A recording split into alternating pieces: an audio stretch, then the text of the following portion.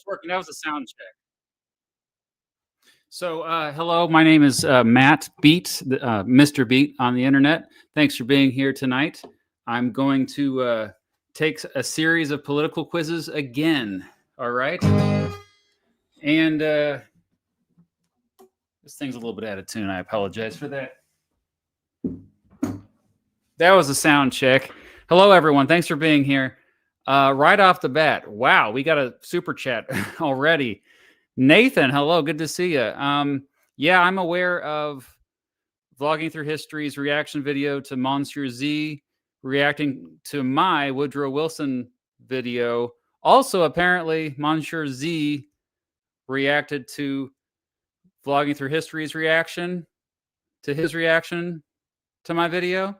And apparently, Mr. Terry is also, Chris just texted me. He said, and Mr. Terry texted me as well. They both said they're going to react to the reaction to the reaction to the reaction to my video. So yeah, this is getting out of control. But yeah, if you haven't watched the Woodrow Wilson video, check it out. So what I'm going to do here is something I did 3.5 years ago, May 1st, I believe, 2022. Oh my gosh, it seems like so long ago. I have not watched this video, but I wanted to share with you because I didn't want to like spoil it. You know what I mean? I didn't want to be influenced by watching this again. So I didn't look at my results. I posted my results on there, but I remember doing this specifically 3.5 years ago because I was like, oh, I think it's really important that people understand my bias, like they need to know where I'm coming from because the social sciences are not perfect sciences. They are more vulnerable to being subjectivity than the other sciences, in my opinion. And it's really important to understand where whoever is giving you information, understand that they are often leaving context out. And it may not be, usually it's not malicious, but they're not giving you the full story. They're giving you their version. And because of that, it just automatically gets spun a certain way. And it's, like me, I'm just trying to make this stuff entertaining. When I tell stories, I just want you to listen to the stories and learn the lessons from the stories. Occasionally I get stuff wrong, but I would say 95% of the time I get stuff right because I lean heavily on historians and experts that actually research this stuff way more than I do. But even then, I have my own interpretations of things that might be different from somebody else who's trying to make a video on the same exact topic. And that's why there are these reaction videos to me. In fact, that Monsieur Z video, he, like in the thumbnail, put he put that I am biased. And it is hilarious to me. All the people that say that I'm biased as an insult, as if that's gotcha, you're biased. Yeah, I'm biased. I say this all the time. There's at least 20 videos in which I say I'm biased. In fact, the last live stream that I did, look at the description of the video. It literally says Mr. Beat is biased. I think I said that at the beginning of this stream.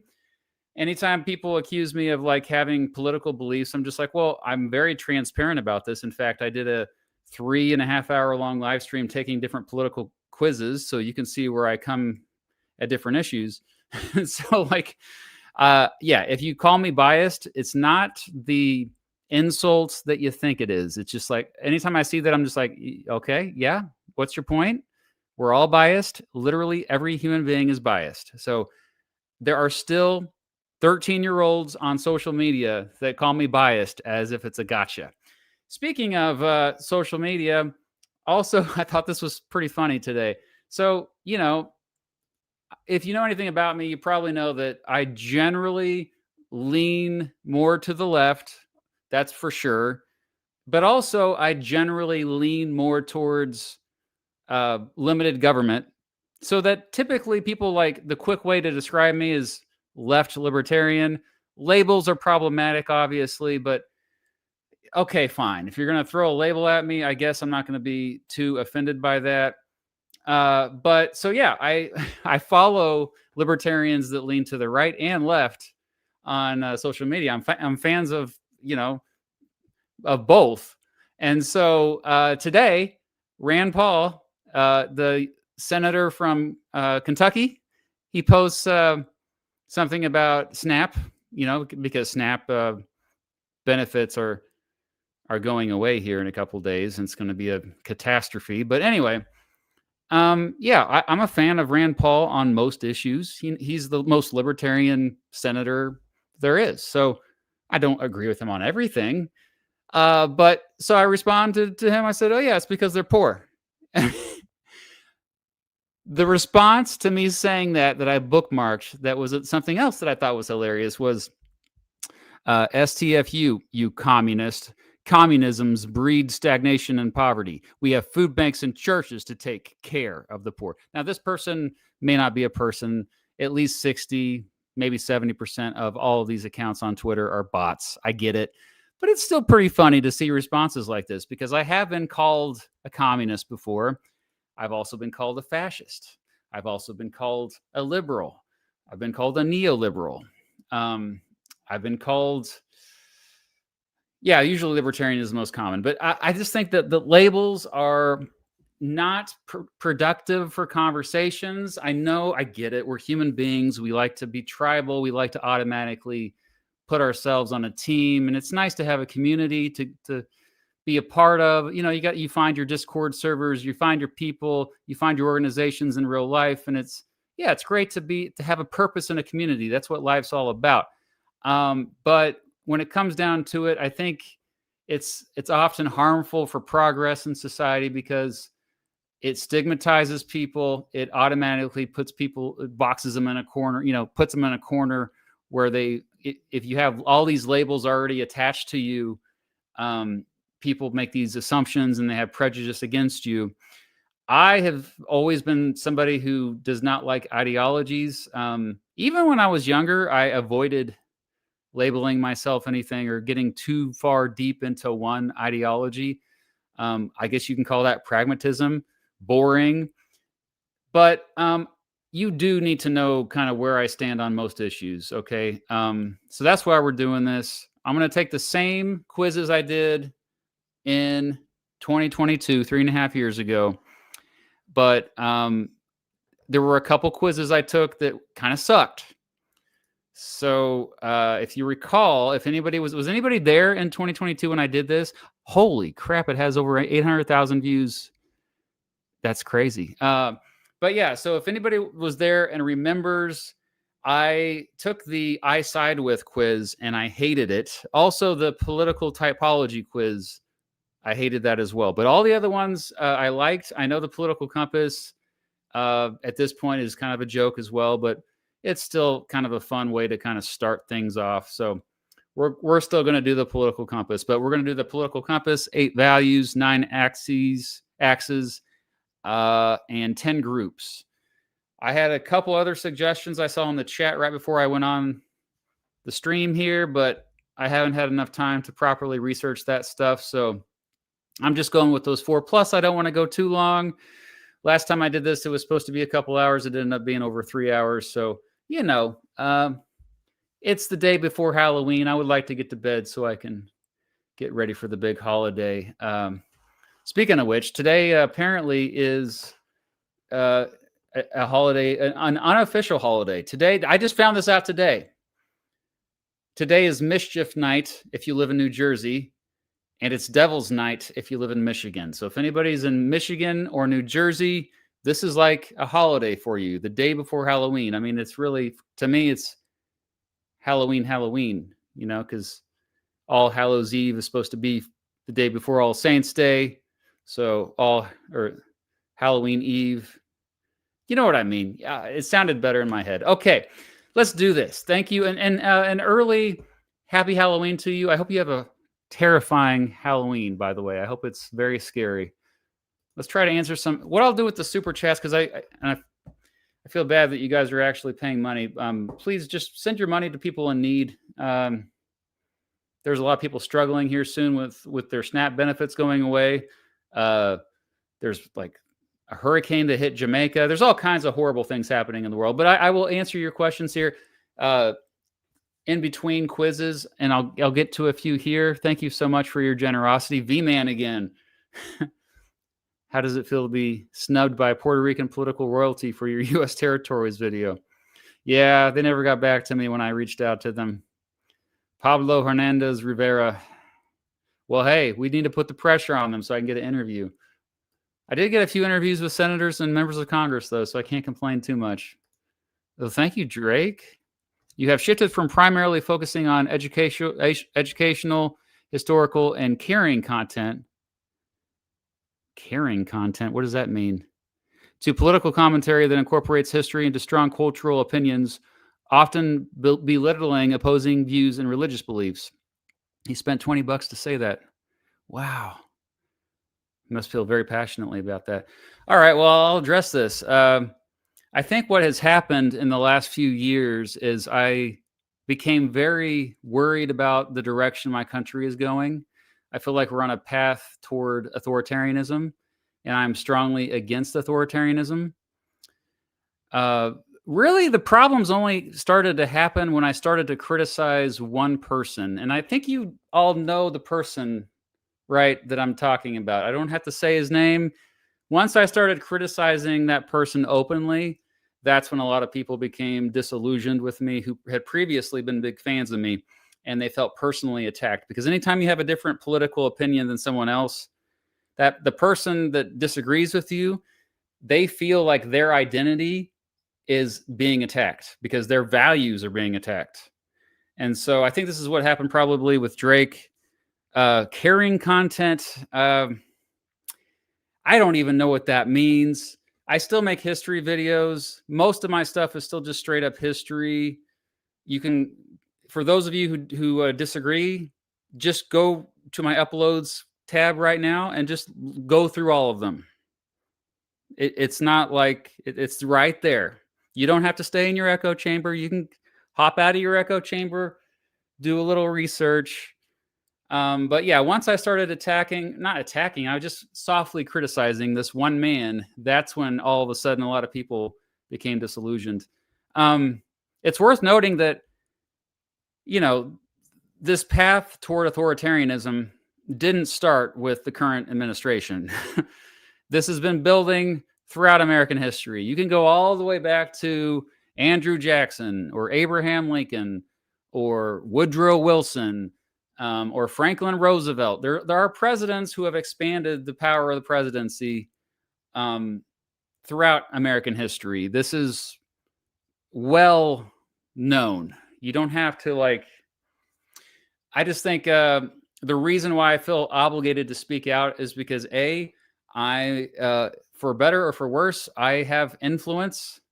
That's why some people call me the dreaded word influencer. Oh, but yeah, I guess I am.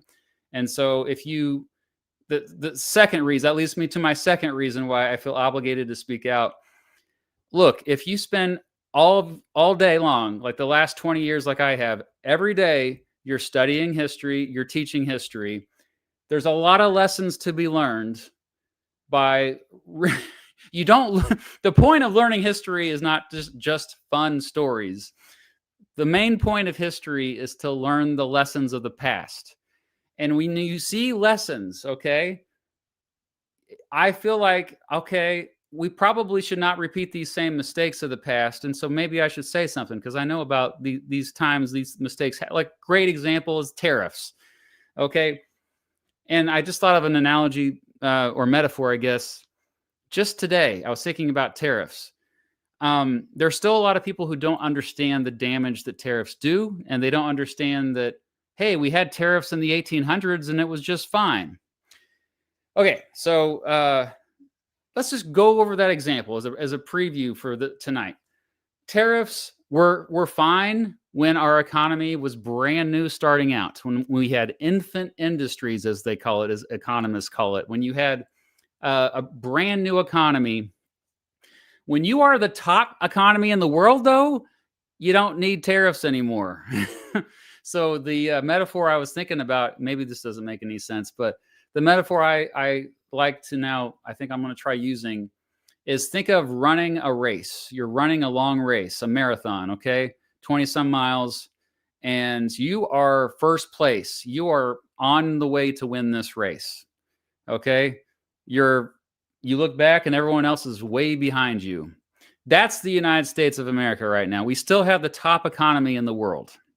There's no reason to hurt yourself, to have any self-inflicted harm. You don't need to do anything except what you're already doing. You're the top dog. Everybody behind you is buying your stuff. They all want to be you, okay?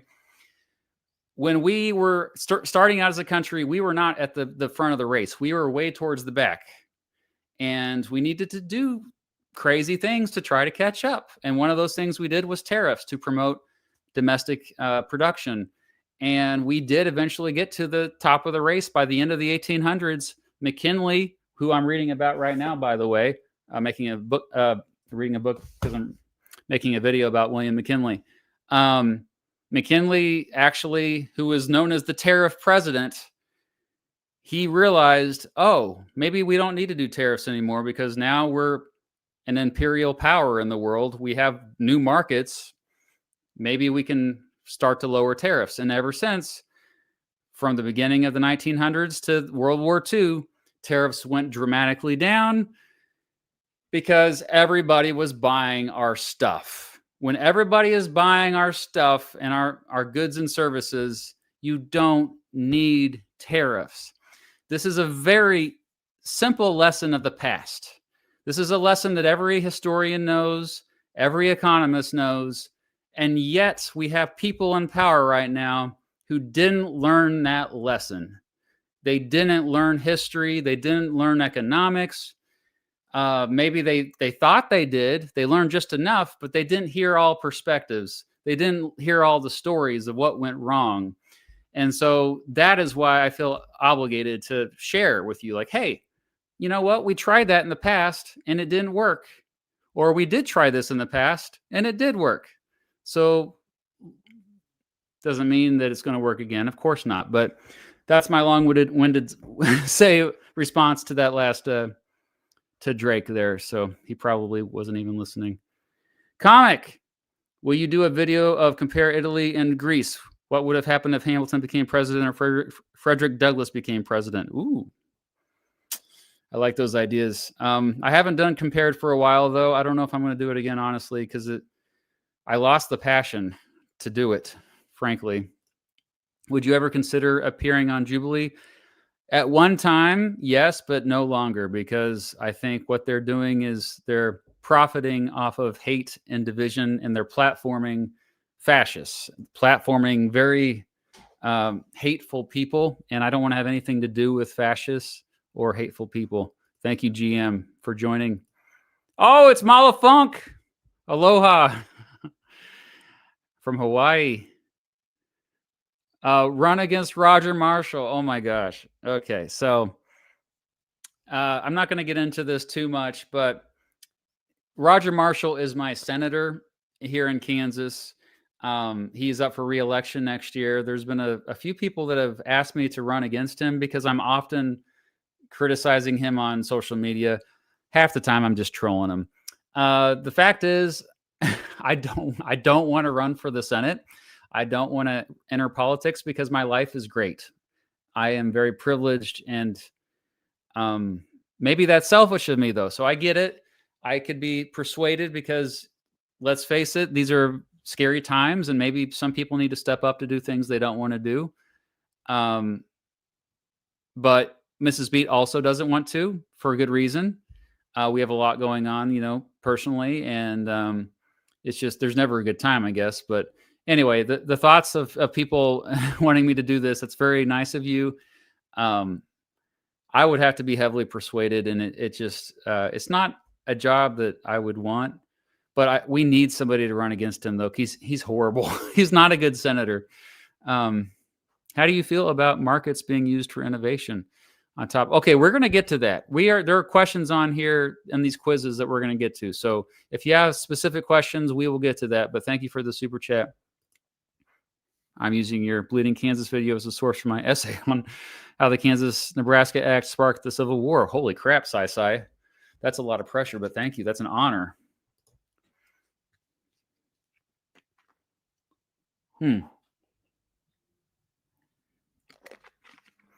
Okay, I like that idea, Lucuria. But with political tests, maybe in the future. Yeah, I should have done that for this. Right? You're in need. You have the best YouTube channel to run. Yeah. I mean, I really don't want to stop doing what I'm doing, you know. I could still I can make this educational. I can make that educational. Can you put me on a good video to watch Andrew Jackson and Jacksonian Democracy from my A-Push class? You the best, senor beat. Yeah, I made a video about Andrew Jackson. I actually went to the Hermitage. My whole family did, and we filmed a lot there. Interviewed a historian that works there.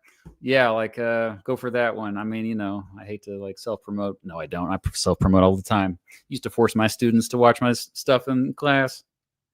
Oh, Caro, hello. With the current state of the U.S. world, I don't blame you changing your views. My views have changed quite a bit over the past few years personally. I'm glad you brought this up, Carl, because, okay, another reason why I'm doing this is 3.5 years later, have my political views really changed that much? Well, a lot of people in that time frame have told me on social media that I fell off. Where I become radicalized, okay? And it's mostly, again, it comes down to me just being more outspoken, criticizing one person. And so I also wanted to do this to show everybody, hey, my views are actually not that radical. I'm afraid that I have still pretty boring political opinions. Now, they're the correct political opinions. Make sure you understand that. Just joking. But no, I have the same views as the vast majority of Americans. Most of us agree on most things. You need to constantly remind yourself of that, constantly, because people in power are usually pretty fine with us divided, especially on culture war issue stuff that doesn't matter as much to most people. Like the stuff that matters more is like, you know, SNAP benefits going away, people not getting paid, losing their jobs, getting furloughed. But yeah, I don't think I know that's kind of clickbait. I'm not really radicalized, but a lot of people say that I am. That's very, I think, telling of the times we live in.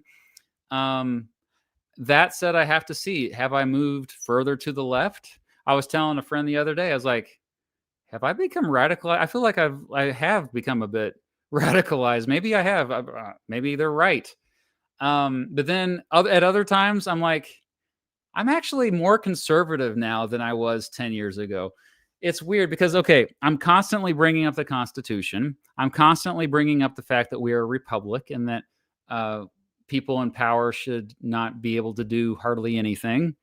I think that makes me more of a conservative. So I have been this is going to be very revealing tonight. We'll get to this here. We have several super chats here, but I'm going to do one more, then I'm going to start these quizzes because that's why you're all here. You're all waiting for this.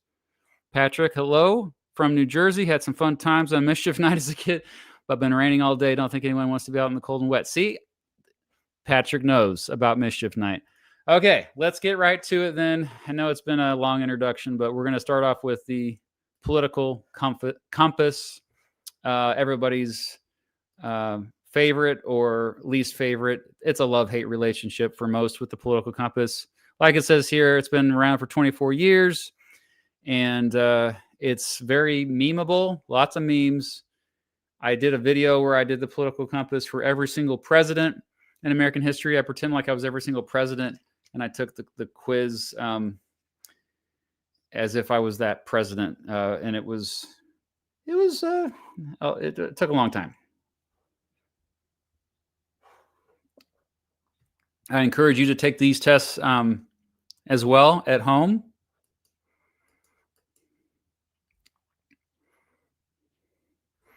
Okay.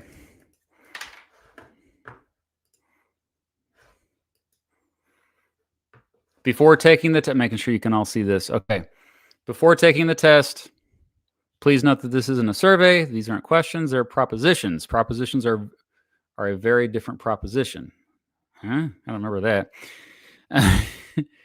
To question the logic of an individual, ones that irritate you is to miss the point. Some propositions are extreme and some are moderate. That's how we can show you whether you lean towards extremism or moderation on the compass. I don't remember reading this before, but I probably did. Anyway, let's get right to it. You all know the political compass. All right. Oh, different languages here. Is that big enough? Here, I'll zoom in. There's so many ads now.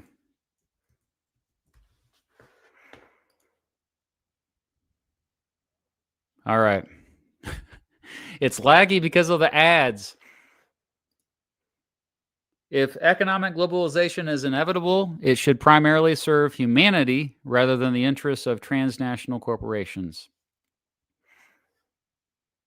I do think it's inevitable. And yeah, it should serve humanity. I think that they don't have to be mutually exclusive, though. Agree. I'd always support my country, whether it was right or wrong. I'd always support my constitution. So when you say country, I mean, you're talking about people within political borders. So I would say disagree. No one chooses their country of birth, so it's foolish to be proud of it. It's fun to be proud of your country, but I get the sentiment where they're coming from. It's foolish to be proud of it. Foolish is probably not the word. I just think sometimes it gets out of hand. That's why I've criticized nationalism in the past.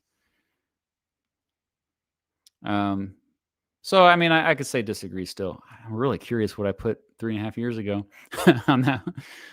Our race has many superior qualities compared with other races. Races are made up. It's a social construct. This is, if you don't believe me, look at much smarter people than me that have studied this before. So, strongly disagree. The enemy of my enemy is my friend. Disagree. Military action that defies international law is sometimes justified. Well, that's called war. And there are war crimes. So the United States of America has committed a lot of war crimes in recent decades. But if it's, I mean, there can be some gray area when it comes to if you're breaking a law to save lives of people. Okay. Usually, though, no. So I still lean towards disagree on this. I think that's what I put last time. I don't remember, though. But I can go back and forth between. This is, I think I said the first time I took the political compass in front of you all 3.5 years ago that there really should be a neutral here on a lot of these. I think that's where the other tests kind of have more of an advantage. I'm going to check in on the chat here, see if... Oh, wow. There's a lot of chatter. Okay. Vlogging their histories here. I just saw that. Oh, wow. Okay. Osbers is here. Hello. Did Winfield Scott Hancock really say that? There should be a neutral button. Mala knows. Mala funk. Okay, back to the quiz. There is now a worrying fusion of information and entertainment. Yeah, I would say that's true. It's gotten worse in the last 3.5 years. I thought it would be better. Look at those ads. Ugh. All right, page 2. People are ultimately divided more by class than by nationality. Okay, well, this is here where if I say class, then everybody starts calling me a Marxist. If I say nationality, then they start calling me a fascist. So I don't know. I would say agree. Not strongly agree. Controlling inflation is more important than controlling unemployment. I love this proposition here. And I do think it's more important because it's the hidden tax. It's the something that affects everyone. Everyone has to buy something, and especially when we talk about necessities. I mean, look what's going to happen here in a couple of days. Everybody needs to buy food. So I think this might be my first strong one. Strongly agree. Because corporations cannot be trusted to voluntarily protect the environment, they require regulation. Young Mr. Beat would have said disagree, but I do agree now. Markets have to be regulated in this way. The EPA is a good thing, for example. From each according to his ability to each according to his need is a fundamentally good idea. Another reference to Karl Marx. I love how they sneak these in here, as if people don't know, but yeah, this is another one where I go back and forth. I've always gone back and forth on this. It's a great philosophical proposition to examine at many different angles. But I think last time I went ahead and put agree just because I had to put something, and I think I'm going to put the same. The freer the market, the freer the people. Yeah, of course, agree. It's a sad reflection on our society that something as basic as drinking water is now bottled, branded consumer product. I mean, yeah, I agree. Not strongly, though. I mean, it's just sometimes you have byproducts of capitalism. You have unnecessary, unintended consequences. Land shouldn't be a commodity to be bought and sold. Oh, here we go. So I would say in the last 3.5 years, one big difference is I've gotten more into Georgism and land value tax.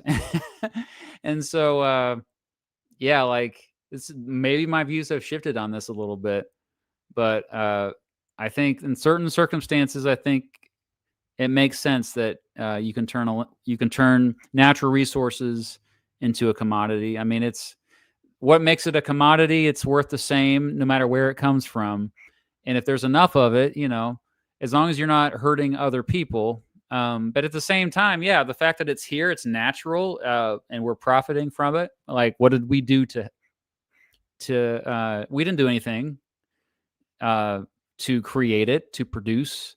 So unless you're improving that land, producing something on it, should you be rewarded for that? So that this is a fundamental problem in society right now. You have a lot of people that have hoarded assets, and one of the most common assets that they've hoarded is real estate, land. Just the land itself is worth so much money. And why is it worth more now than ever before? Well, it's because the population is higher now than ever before. It's going to be interesting in about 30, 40 years when the population peaks and then the population begins to decline. That's going to be crazy to see what happens with real estate markets there. But anyway, I'm kind of just delaying this on purpose. I would say, all right, let's go ahead and put agree. Henry George was right. It is regrettable that many personal fortunes are made by people who simply manipulate money and contribute nothing to their society. Yeah, so this has got reference to finance markets. And, I think the stereotypical example we think of is like a hedge fund manager or somebody who just they move money around and they gamble with it. Are they really helping people by doing this? I would say it's regrettable. Should it be illegal? No. Should it be regulated? Yes. So I agree with that. Protectionism is sometimes necessary in trade. I probably put strongly disagree on this the first time I took it, but honestly, the more I think about it, infant industries, if a country, like say you are Rwanda and you're trying to catch up with the countries in Asia or Europe or North America, you got to do what you got to do to build up your industries at home. So, I guess that's the argument there. So I would just put agree, actually. Yeah. So this is going to change me, isn't it? Yeah, this is going to change where I stand. I'm less of a hardliner on tariffs than I used to be. Again, it needs a neutral option, yes. All right, back to this. The only social responsibility of a company should be to deliver a profit to its shareholders. See, that's part of the problem why we got into this current mess in society today. We are way too beholden to shareholders. I used to maybe think that this was the maybe I've shifted my opinion on this in recent years, but I think you have to, I mean, think about not just even the customers, but society overall. Like, why do you start a business? Why do you invent something?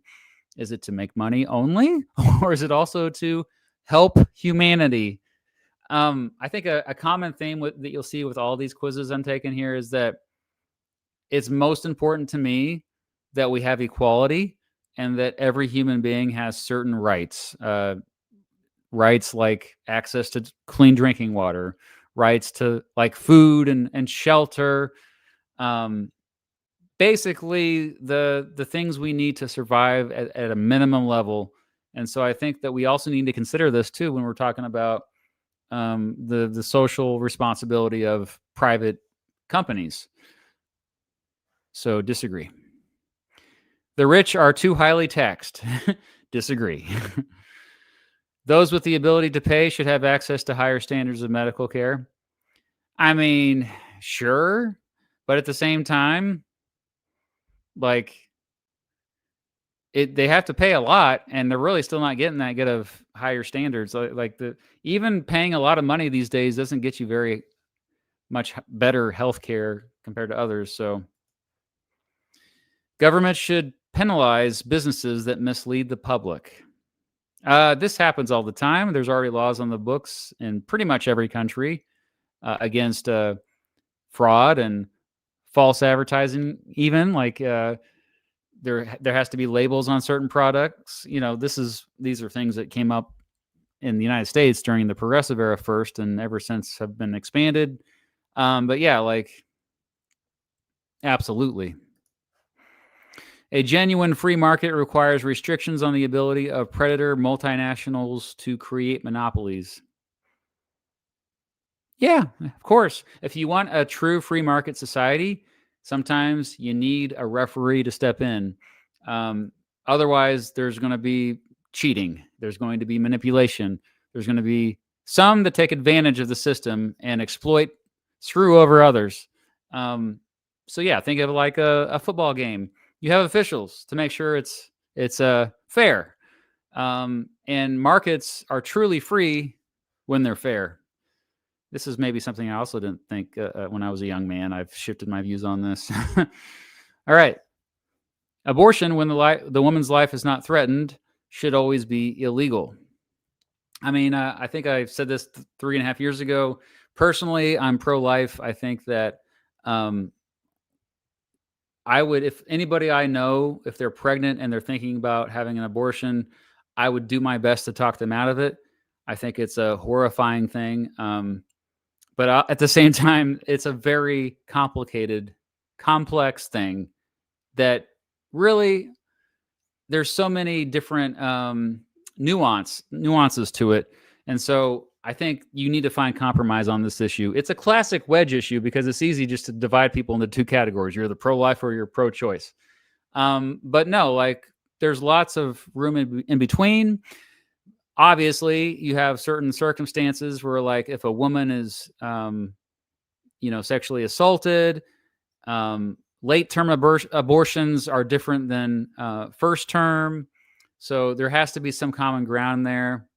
When it comes to government rules, I think Roe v. Wade was actually, the more I think about it, it was probably the most ideal compromise. Now we've gone to more of an extreme where we have women who are, because the Supreme Court ruled against Roe v. Wade, they overturned it. We have women now that their health has been in jeopardy because of this, and I hate to see women die. Like it's not good that women have their own lives have been in jeopardy because of these changes. So I like to see somewhere in between, even if I'm personally pro-life. So yeah, what was the question again? Abortion, when the woman's life is not threatened, should always be illegal. Strongly disagree. All authority should be questioned. Strongly agree. That's one thing I will say. I am generally skeptical of all hierarchies. If there are hierarchies in society, they need to be merit based on skill sets, not just freaking nepotism or freaking monarchies. I'm not a fan of monarchies.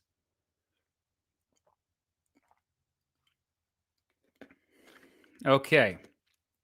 Although constitutional monarchies are way better than other. Okay. An eye for an eye and a tooth for a tooth.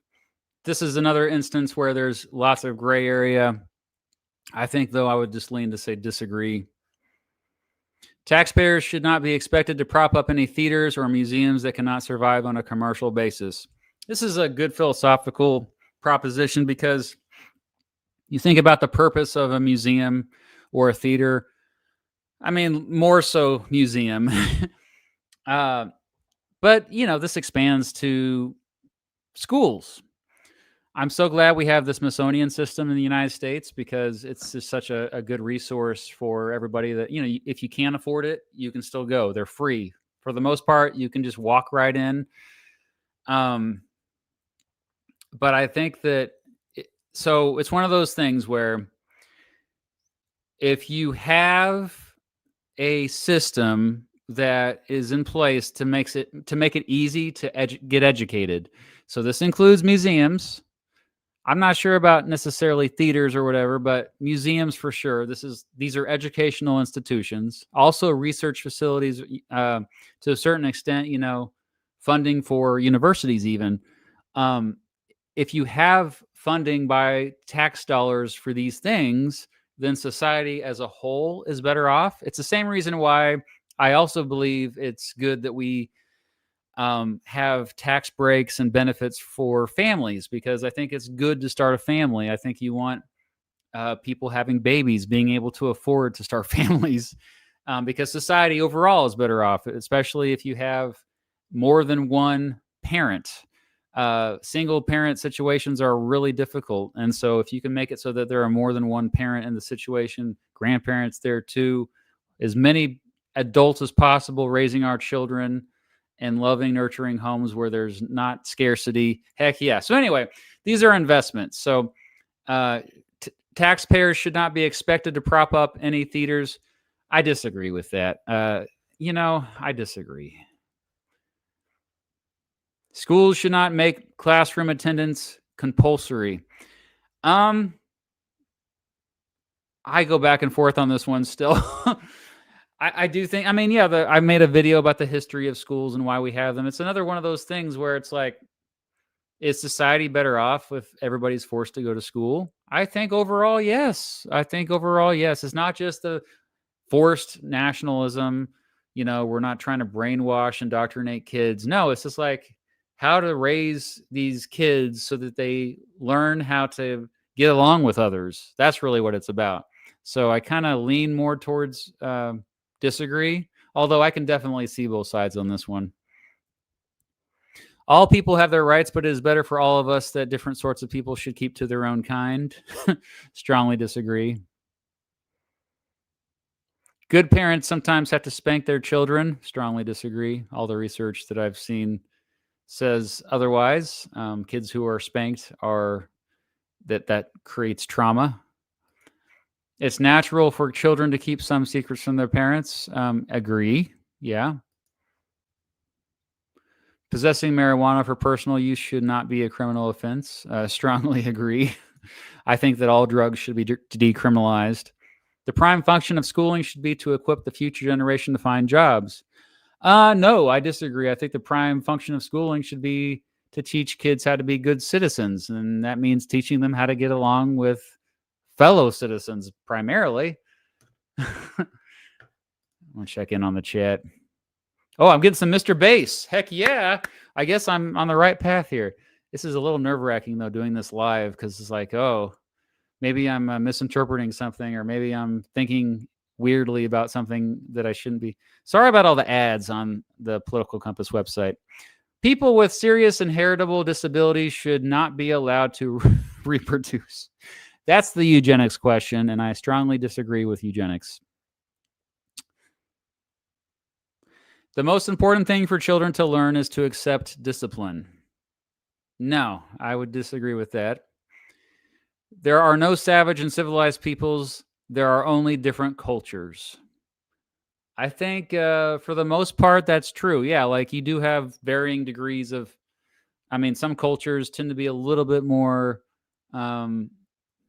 laid back compared to other cultures, you could say, but generally, I think we generalize too much. So there you go.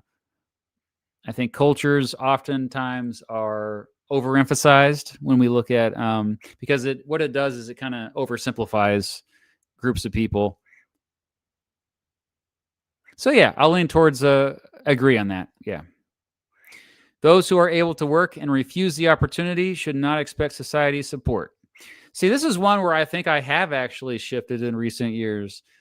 I used to be like, yeah, like don't be a freeloader, don't be a bum. If you're not working, then why should we all help you out? I mean, I've had friends and family over the years that didn't really produce much, and it was hard for me to like empathize with them. Now I'm just like, no, lazy people, they are humans too. I don't care if you don't work. I don't care if you don't produce anything. I don't care if you're a bum, you sit on the couch, play video games all day. Even if you're playing video games, though, you're kind of producing something. So if you just sit there and do nothing all day long, you deserve you deserve to have your needs taken care of. You have human rights because you know what? You're a human being. So yeah, I strongly disagree with this one.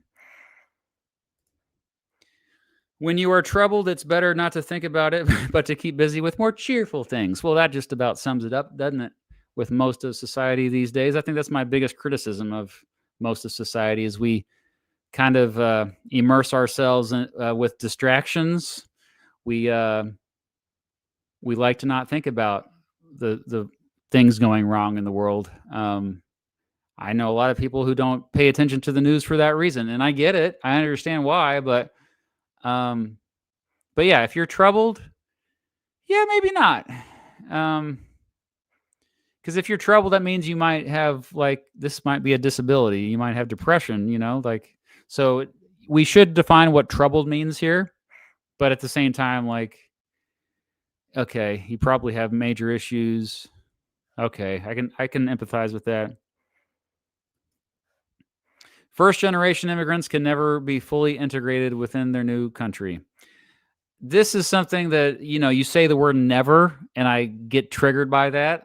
There are always exceptions. It can be more difficult for first generation immigrants to integrate. Second generation immigrants, usually no problem at all, even if they arrive as teenagers, or even if they're, in their 20s even. But yeah, like, I would say, yeah, that if you are like, say you're my age, you're a 43-year-old man and you're moving to a new country, it's very difficult to integrate with that new country. But for the most part, you probably can. And I'm sure there are lots of exceptions, so I disagree with this. What's good for the most successful corporations is always ultimately good for all of us. Strongly disagree. No broadcasting institution, however independent in its content, should receive public funding. This is one where I've also kind of shifted my views probably. I'm actually wearing, show the screen here. See what I'm wearing right now. Oh, yeah, I voted today. Voted early. Election day is coming up in a few days, but make sure you vote. Take it off. I got my old PBS shirt on. So, yeah, I'm a PBS fan, NPR fan. I get the conflict of interest, but here's something that you really need to think about. If you're like, no, everything should be privatized because they're biased to support the government. Well, think about this.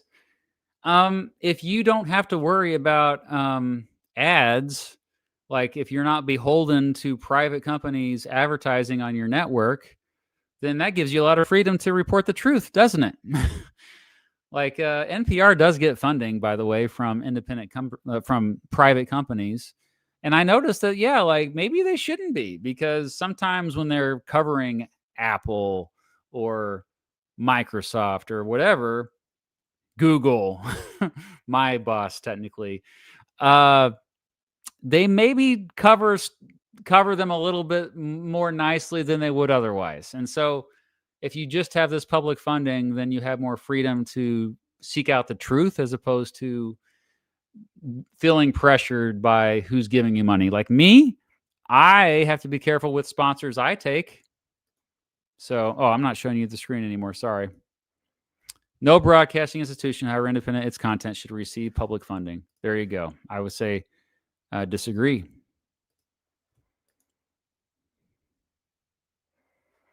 Page 4. How you see the wider society. Our civil liberties are being excessively curbed in the name of counterterrorism.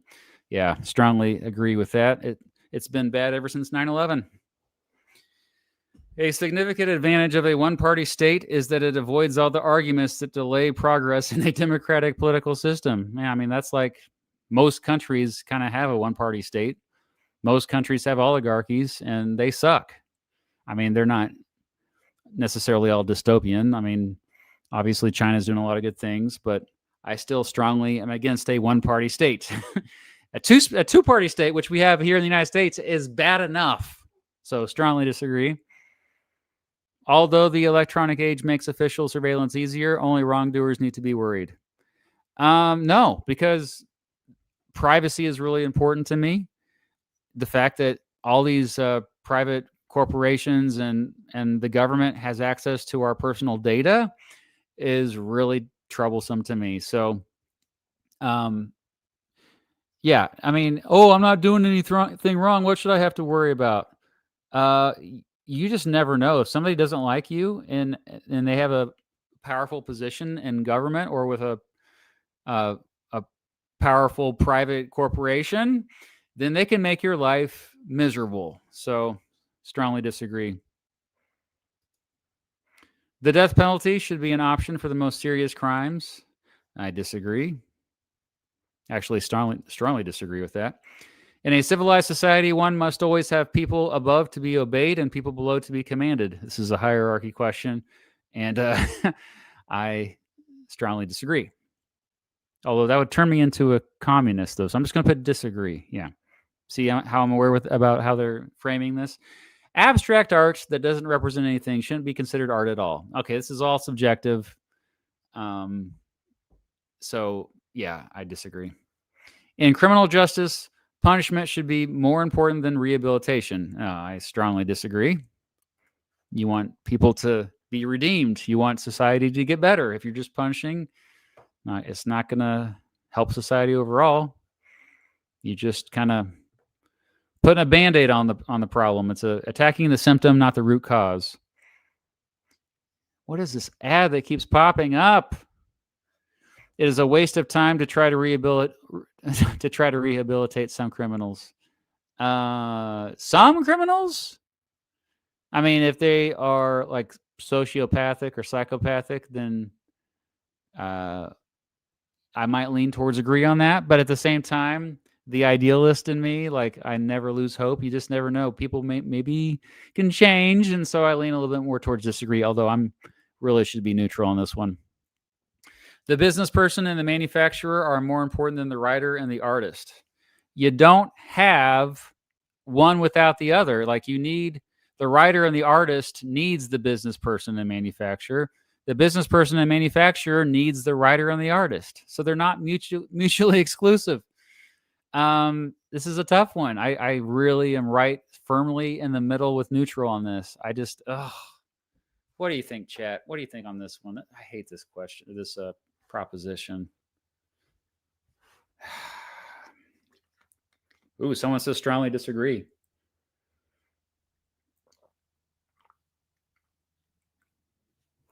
Yeah, I mean, as an artist myself, I mean, we're all artists, really.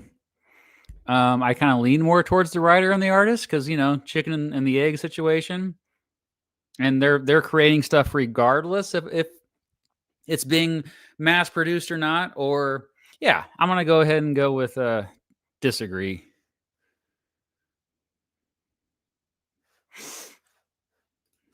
Sorry, I have too many tabs open. Disagree. Okay, mothers may have careers, but their first duty is to be homemakers. Strongly disagree. Almost all politicians promise economic growth, but we should heed the warnings of climate science that growth is detrimental to our efforts to curb global warming. Yeah, no, I'm very concerned about climate change for sure, and we're already seeing the effects of it. It's already hurting us. I mean, there's already a hurricane that happened this past couple days, and it's still affecting the East Coast. That scientists, climatologists are saying would not be as bad if not for climate change. So listen to the scientists. Making peace with the establishment is an important aspect of maturity. See, that's a very vague proposition, but I'll go ahead and go with disagree. Page 5. If you got through that okay, you'll find these propositions on religion a breeze. Astrology accurately explains many things. Strongly disagree. Although you could find truth in some, it's kind of like the crazy stories, if the fables, Aesop's fables. I'll just put disagree, yeah, because there's some truth in everything, really. I get what they're kind of going with that. You cannot be moral without being religious. Okay, there I strongly disagree. Some of the most moral people I know are not religious. I've never been religious. And that's something I used to think otherwise when I was a kid. Charity is better than Social Security as a means of helping the genuinely disadvantaged. That's very utopian. And that's something also as a young man I would have thought. But I've changed my mind on that. And charity is easier said than done. The United States, Americans are a very giving people, but you need a system in place that can take care of things more easily. And I feel like Social Security takes care of a lot of things that makes life better for all of us, even those who are not receiving the charity. So disagree. Some people are naturally unlucky. What do you mean by naturally? What do you mean by unlucky? But yeah, I would say that's probably true. I'm lucky, by the way. It is important that my child's school instills religious values. What do you mean by religious values? Like there's some religious values that say that women should not be allowed to drive, like in some culture, some religions. So yeah, no, I would disagree with that. Actually, strongly disagree because you don't want to mix church and state. These are public institutions. This is a government school. You don't want to mix religion and government. I'm a firm believer in the First Amendment and the separation of church and state. Finally, a look at sex. Sex outside marriage is usually immoral. This is one of those two where like, okay, I guess I disagree. I get where they're going with this. You don't want people just being careless, but all right, come on. A same-sex couple in a stable, loving relationship should not be excluded from the possibility of child adoption. Oh yeah, strongly agree. Pornography depicting consenting adults should be legal for the adult population. I would say agree. What goes on in a private bedroom between consenting adults is no business of the state. Yes, strongly agree. No one can feel naturally homosexual. Strongly disagree. These days, openness about sex has gone too far. I strongly disagree. Now let's see where I stand. Moment of truth here. This is Nations. Your political compass. There I am. I'm still a left libertarian.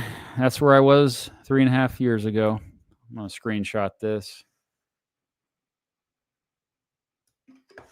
What do y'all think? I mean, that's where I think they've had ChatGPT and other chatbots take this political compass test. And I think most of them do also. Most of them do end up in the left libertarian. That was just one article I read. Maybe they're full of crap. I could be wrong, but we're hanging out in the green. We know what's up.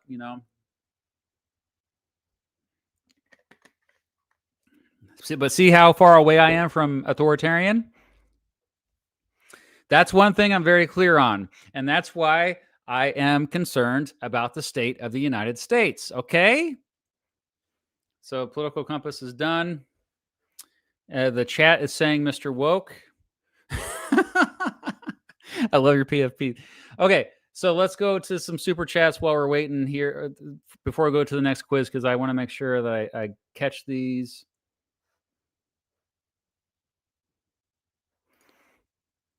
Oh, Drake again. Hello, Drake. Thank you for sticking around. Oh my gosh. You did stick around. You're such a good student. Thank you for taking the time to address that. My criticism comes from a constructive and good intention place, and I will continue to follow you even when we disagree. All the best, Mr. Beat. Drake, I love you. Okay. Thank you. If I said anything mean earlier, I didn't mean it. I think I'm still caring. Maybe you follow me on Twitter and it comes. Never judge anyone based on what they post on Twitter. You only get so many characters. There are so many brew interactions. 70% of the accounts on there are bots. I think that's what's going on. We just all need to delete social media. That's what we need to do. But thank you, Drake. It means a lot. V-Man again. For those who aren't aware, my last super chat, Puerto Rico's current resident commissioner, Pablo Jose Hernandez Rivera, is the grandson of thrice governor of Puerto Rico, Rafael Hernandez Colon. Yeah, we got some nepotism going on in Puerto Rico. V-Man's always here to rep it up for Puerto Rico. Election History is here. Go subscribe to Election History. It's a fantastic channel. People don't realize how much research that we do for these videos. Keep it up. Looking forward to doing the Kansas political history video. Yeah, I mean, I had to push back my McKinley video a week because it's taking too long. I'm still writing the script. Chan, thank you so much. What do you think the best way for a young person to learn about history and politics? Reading books. Real books. I know I just sound like an old man just now. I'm sorry. Okay, podcasts and audiobooks are fine too, but honestly though, okay, I'm gonna have a hot take here. If you are a generalist like me, which I found out I was a generalist by the great Professor Dave, told me, hey, you like to know a little bit about a lot. That's me. I don't go deep too much on most things. And I think that's actually that's not bad. I'm biased to say that, but it's not bad because think about it. If you're curious about a lot of different things, there's only so much time you have. And so if you're, say, on TikTok, scrolling, looking at all kinds of videos or reels on Instagram or something, or YouTube shorts, you're learning a lot of little tidbits here and there. And people might say, you're not learning anything. Your brain, nothing is sticking to your brain. No, I disagree. I have been on there. I've learned a few tidbits of information. Now, you need to do this limited, but I just think that learning a little bit about a lot is underrated. So we'll leave it at that. That's my hot take of the day.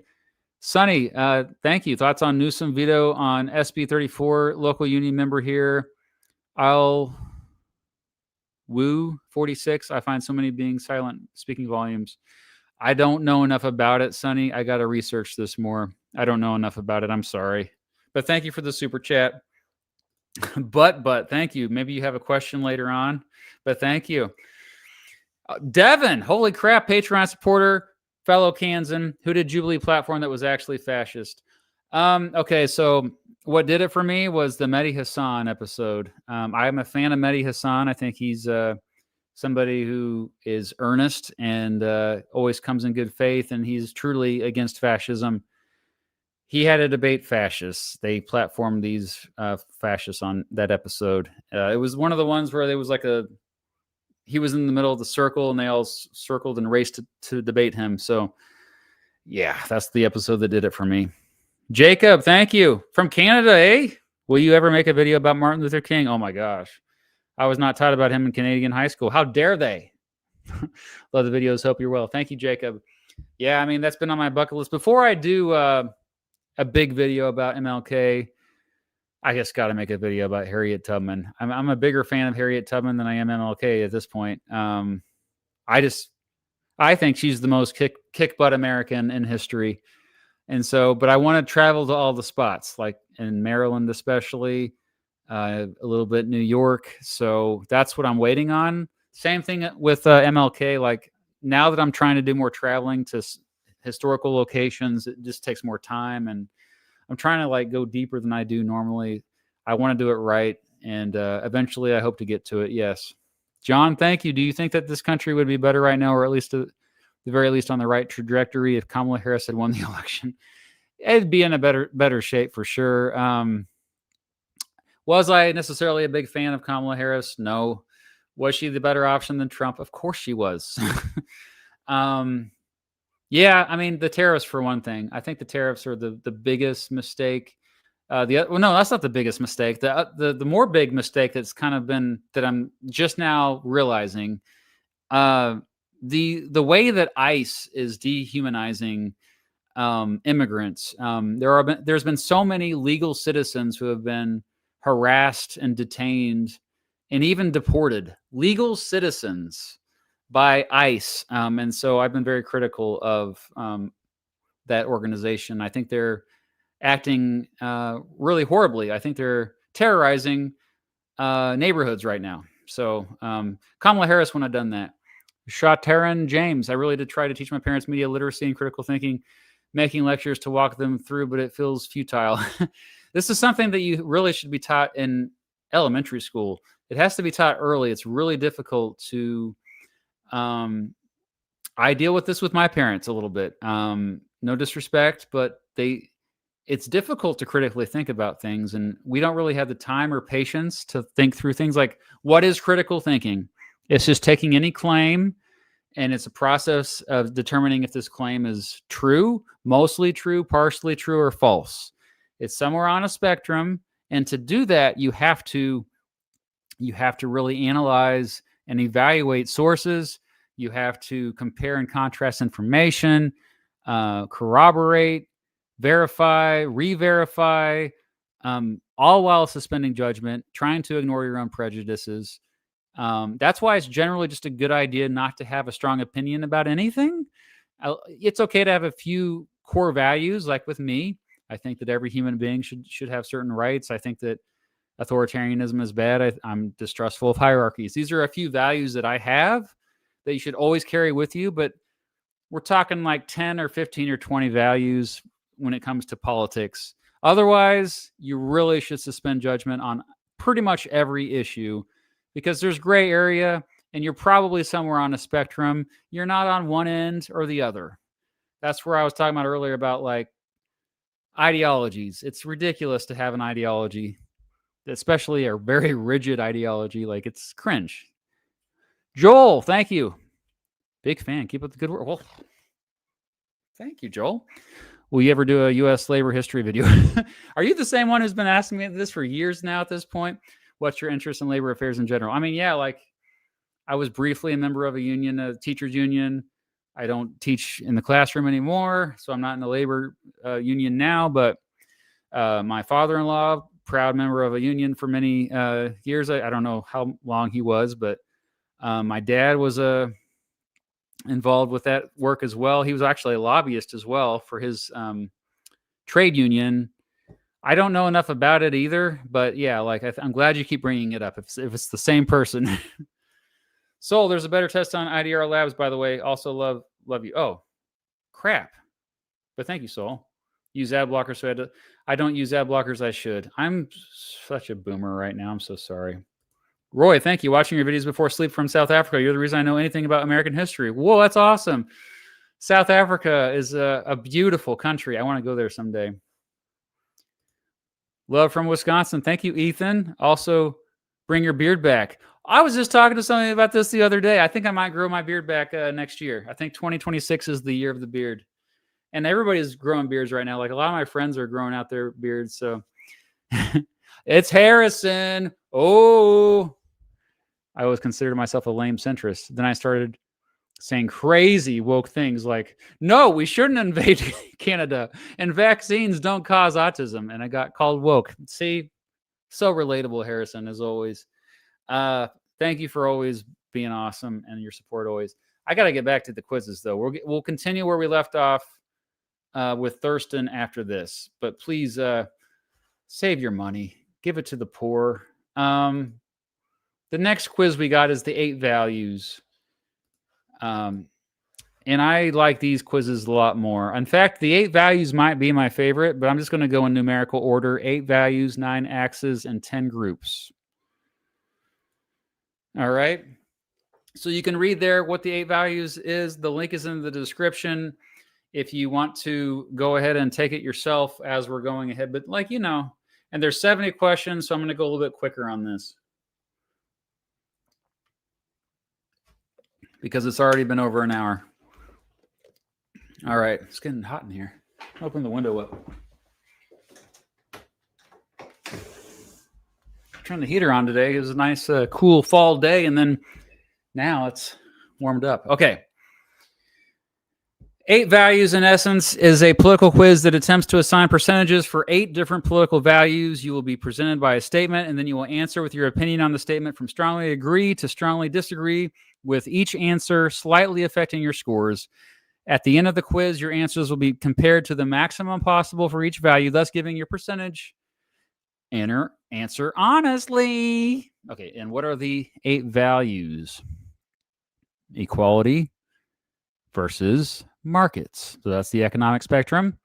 Diplomatic spectrum, nation versus globe. See, this makes way more sense. What I was talking about earlier, spectrums, we're very, very rarely on one end of a spectrum. We're usually in between. Liberty versus authority in terms of civil values. Tradition versus progress. What's the closest match mean at the bottom of the results? In addition to matching you to the 8 values, this quiz also attempts to match you to a political ideology. This is a work in progress and is much less accurate than the values and axes, so don't take it too seriously. Okay. There's a GitHub page. Is this the most recent one? Am I? All right. Well, let's just go ahead and take it. Click here to start. And I don't see ads. I like that. You presented with a series of statements for each one. Click the button with your opinion on it. Got it. Oppression by corporations is more of a concern than oppression by governments. Oh, I'm concerned about oppression by both. They're on the same team. Corporations and governments are on the same team. Okay, but the difference is governments have nuclear weapons. Governments have drones that can easily, they call it surgically, kill you. They have tanks. They have machine guns. They have Marines. Okay, so I would say governments is more of a threat, so disagree. It is necessary for the government to intervene in the economy to protect consumers. Agree. The freer the markets, the freer the people. This is the exact same proposition that you saw with the political compass test. And same with that one. Did I say agree or strongly agree? I think I just said agree. It is better to maintain a balanced budget than to ensure welfare for all citizens. This is one of those things, too, where I hate for it to be mutually exclusive. I think both are important. I really think there should be a balanced budget amendment to the Constitution. However, I think it's more important to ensure welfare for all citizens. So disagree. Publicly funded research is more beneficial to the people than leaving it to the market. We see the reason why the internet exists as a thing is because of publicly funded research. The reason why we got all the innovations we did when we decided to get into a race to the moon with the Soviet Union and the 60s was because of publicly funded research. And so I think there's definitely, I would agree with that. I'll check on the chat here. Anybody? Oh, Mr. Best, are you a socialist? I get called that sometimes. I get called a communist more, though, for some reason. I get called a libertarian the most, which is most accurate. Tariffs on international trade are important to encourage local production. Oh, here we go. Generally I disagree with that, but there are a few exceptions. So disagree. And there's this again from the political compass: from each according to his ability to each according to his needs. I told you in the previous, the political compass, that I actually go back and forth on this one, so I'm going to put neutral. It would be best if social programs were abolished in favor of private charity. I disagree with that. Taxes should be increased on the rich to provide for the poor. I agree. Inheritance is a legitimate form of wealth. To a certain extent, I do agree with this. I do think that estate taxes, there's a time and place for them. I frown upon nepotism and people that do not earn their wealth. They are just given everything. At the same time, though, like, it's kind of messed up for one person to earn a lot of money, and that their whole plan all along is to like give it to their family, and then the government steals it from them so their family can't get it. I know that if that was me, like if I wanted to like take care of my daughters the rest of their lives, if I knew they never had to worry about money, but then the government steps in to grab that, I would be not happy about that. So I agree. Basic utilities like roads and electricity should be publicly owned. Yeah, I mean, are we going to expand that list though? Are we also going to say fiber, high-speed internet as well? But yeah, I agree with that. Electricity, though, is privately owned to a certain extent. We have, I mean, government steps in, but that's an interest. But yeah, no, I agree with that. Government intervention is a threat to the economy. Sometimes it definitely can be. I'm against command economies, like what North Korea has done over the past several decades has been a disaster. You don't want the government to run the economy. However, China has learned from the mistakes of North Korea and other command economies and opened up markets a little bit. And they're still, I mean, the government still picks winners and losers, which I don't like, but it's still better. When the government stepped in to save the economy, quote unquote, save after the Great Recession, or during the Great Recession, I should say, or during the COVID-19 pandemic, you know, I could see arguments on both sides. I still lean towards a lot of times the government intervention is not going to poor people. It's going to rich people who already are fine. They don't need help.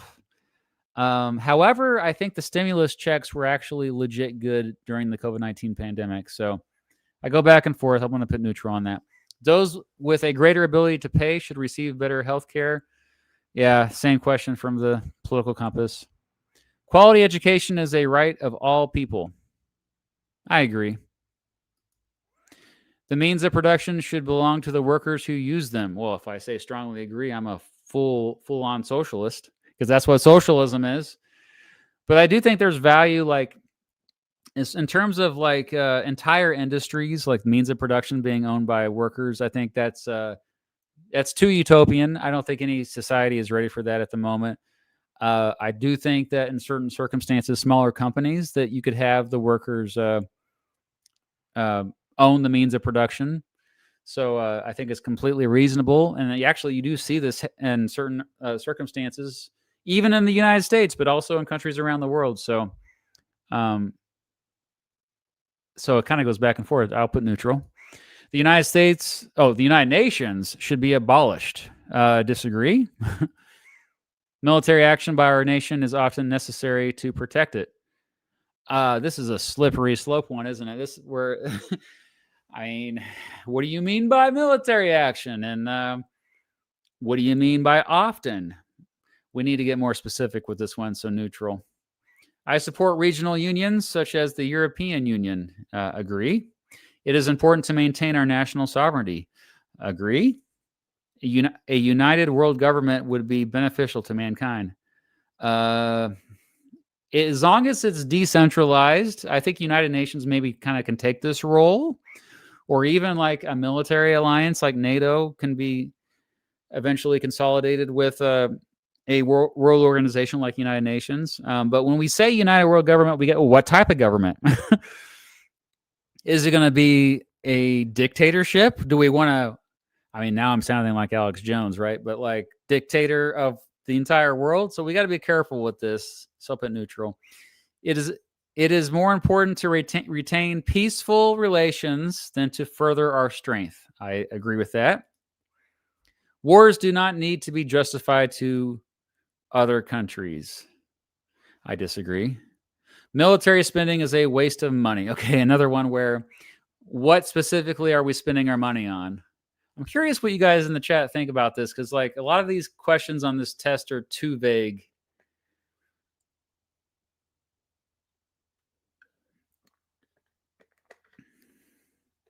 I mean, it definitely can be a waste of money, and it's been a waste of money, in my opinion, in the United States for many decades at this point.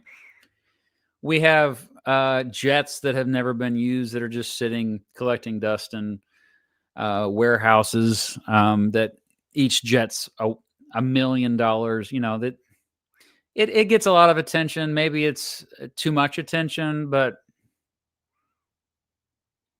yeah, we do. I mean, you've probably heard the statistic about the United States having the world's largest military, but not just that. It like spends more on its military than the next 7 or 8 countries combined. So, it's just too vague. I'm just going to put neutral. International aid is a waste of money. I used to say agree with this.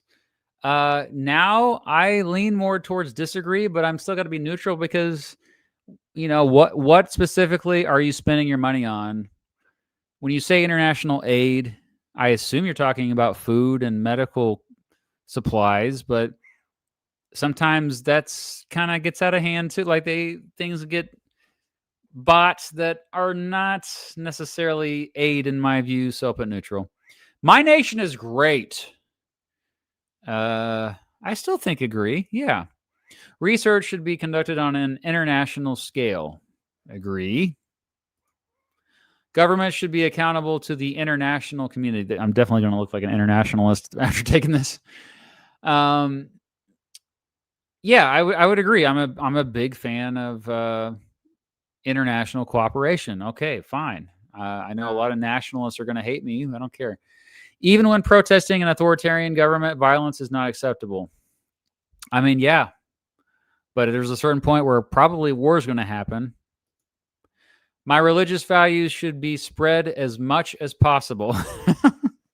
Disagree. Our nation's values should be spread as much as possible. Disagree. It is very important to maintain law and order. Agree. The general populace makes poor decisions. I think that old George Carlin quote, I always go to it, you know, groups can be dumb, but individuals can be smart. So, you know, it just depends. So I'll go neutral here. Physician-assisted suicide should be legal. Oh, boy. This one I also struggle with. Like, same with the abortion. It really disturbs me that people would do this and that loved ones would allow this to happen. But I also think about those who are in extreme pain and they're miserable. And it's like they're being tortured. And I'm strongly against torture. I think torture should be illegal. In fact, I think it already is under the 8th Amendment in the United States. It's just not interpreted that way or enforced that way, unfortunately. But yeah, no, I think I can kind of see where they're coming from. I still go back and forth, though, so I'll put neutral. The sacrifice of some civil liberties is necessary to protect us from acts of terrorism. I disagree with that, man. Government surveillance is necessary in the modern world. I mean, I'm sure I put strongly disagree when I took this 3.5 years ago. I'm going to put at least disagree, but more and more I'm going towards the neutral because I think more and more people don't care. Like if you're under the age of 30, you've grown up with this almost, or under the age of 25. And so many younger people just don't care about privacy anymore. It's kind of jarring to find that out. And I do have a hypothesis that one reason why violence has gone down around the world is because of the increase of government surveillance, whether it be on the street or on your phones or in any device that's connected to the internet. So I get it. But yeah, like I still value privacy a lot. So I mean, I'm going to still put disagree. The very existence of the state is a threat to our liberty. Not if it represents us truly. But I see where they're coming from. I'm not an anarchist, but yeah, maybe eventually one day we can get there, right? So neutral. Regardless of political opinions, it is important to side with your country. Not if your government is doing horrible things. So disagree. All authority should be questioned. Strongly agree on that, baby. A hierarchical state is best. Disagree. It is important that the government follows the majority opinion, even if it is wrong. Disagree. Yeah, I don't actually believe in a pure democracy. I believe in a representative democracy, but sometimes representatives can go against the majority, I think. And in rare circumstances, most of the time, they should definitely probably follow the vibes of the crowd. Yeah. The stronger the leadership, the better. Strongly agree. Democracy is more than a decision-making process. Agree. Environmental regulations are essential. Agree. A better world will come from automation, science, and technology. I mean, automation is the kind of the one that threw me off a little bit there, because if you have automation, eventually you have no more jobs, and then you got to have something in place that takes care of all of that, which a lot of people that address this issue talk about the solution of a universal basic income, which I'm a fan of. But because of that automation, otherwise science and technology, yeah. Although sometimes there can be unintended negative consequences of that as well. So yeah, let's go neutral. Children should be educated in religious or traditional values. I think traditional values is good. Religious, again, back to the political compass test, where some religious values are kind of crazy. So, but the fact that they put I think I lean more towards traditional values. Traditions are of no value on their own. Agree. Religion should play a role in government. Strongly disagree on that. Churches should be taxed the same way other institutions are taxed. I still kind of go back and forth on this, but the older I get, the more I'm just like, no, they should be taxed. We need the money. And a lot of times I think that exemption status that churches have is abused, especially these mega churches. It just rubs me the wrong way. I don't like it. So, yeah, agree. Climate change is currently one of the greatest threats to our way of life. Agree. Actually, strongly agree on that. It is important that we work as a united world to combat climate change. Agree, and not strongly agree, because I do realize that some countries are in a better position to tackle that challenge than other countries. Society was better many years ago than it is now. That is subjective, and you can make that argument, but you can make an argument that it wasn't just as easily. So I'm just unsure on that. It is important that we maintain the traditions of our past. Well, some traditions, there's other traditions we definitely don't want to maintain. See, this is where I sound more like a conservative, though. Like when I talk about these traditions, like, yeah, there's wisdom that comes from previous generations. The older I get, the more I appreciate that, because, it's like learning more lessons from history. You realize that, this keeps coming up time and time again. So when it comes up so much in so many different ways, that's wisdom, man. We should really value that. So, but I hate how they say it kind of implies that it's all traditions. So because of not just saying some traditions, I'm going to put neutral. It is important that we think in the long term beyond our lifespans. Strongly agree, because we want the human species to survive. Reason is more important than maintaining our culture. Yeah, that's a weird one, but I'll go ahead and put agree. Drug use should be legalized or decriminalized. Strongly agree. Same-sex marriage should be legal. Strongly agree. No cultures are superior to others. Oh, this is one where I made a lot of people mad last time. I remember this one. What do you think, chat? What do you think? Mr. As Keto says, you sound better than before. Oh, I'm becoming a better human. That's great. Oh, Rex is here. Yeah, on Twitch. Some are watching on Twitch. Twitch. I want to remind you that.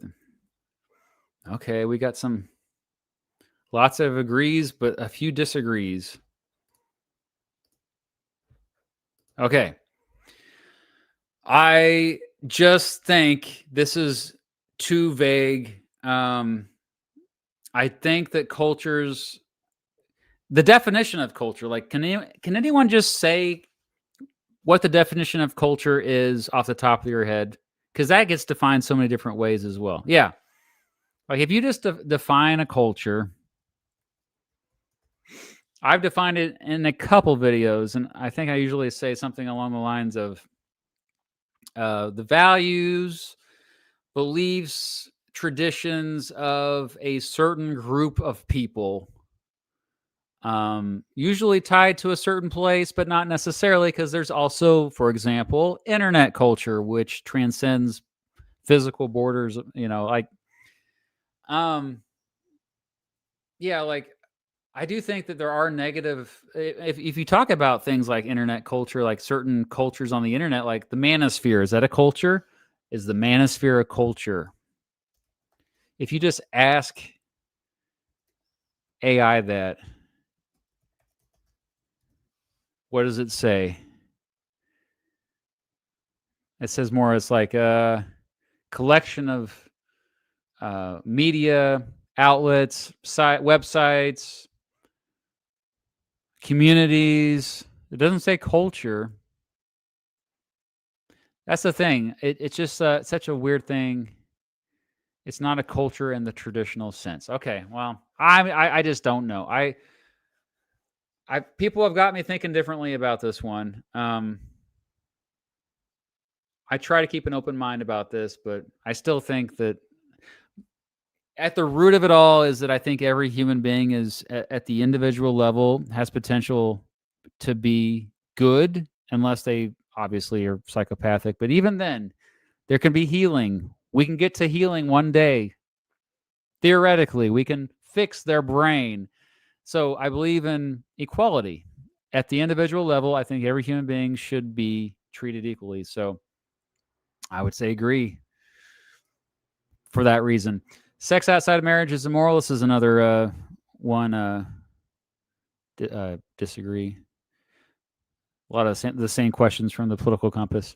If we accept migrants at all, it is important that they assimilate into our culture.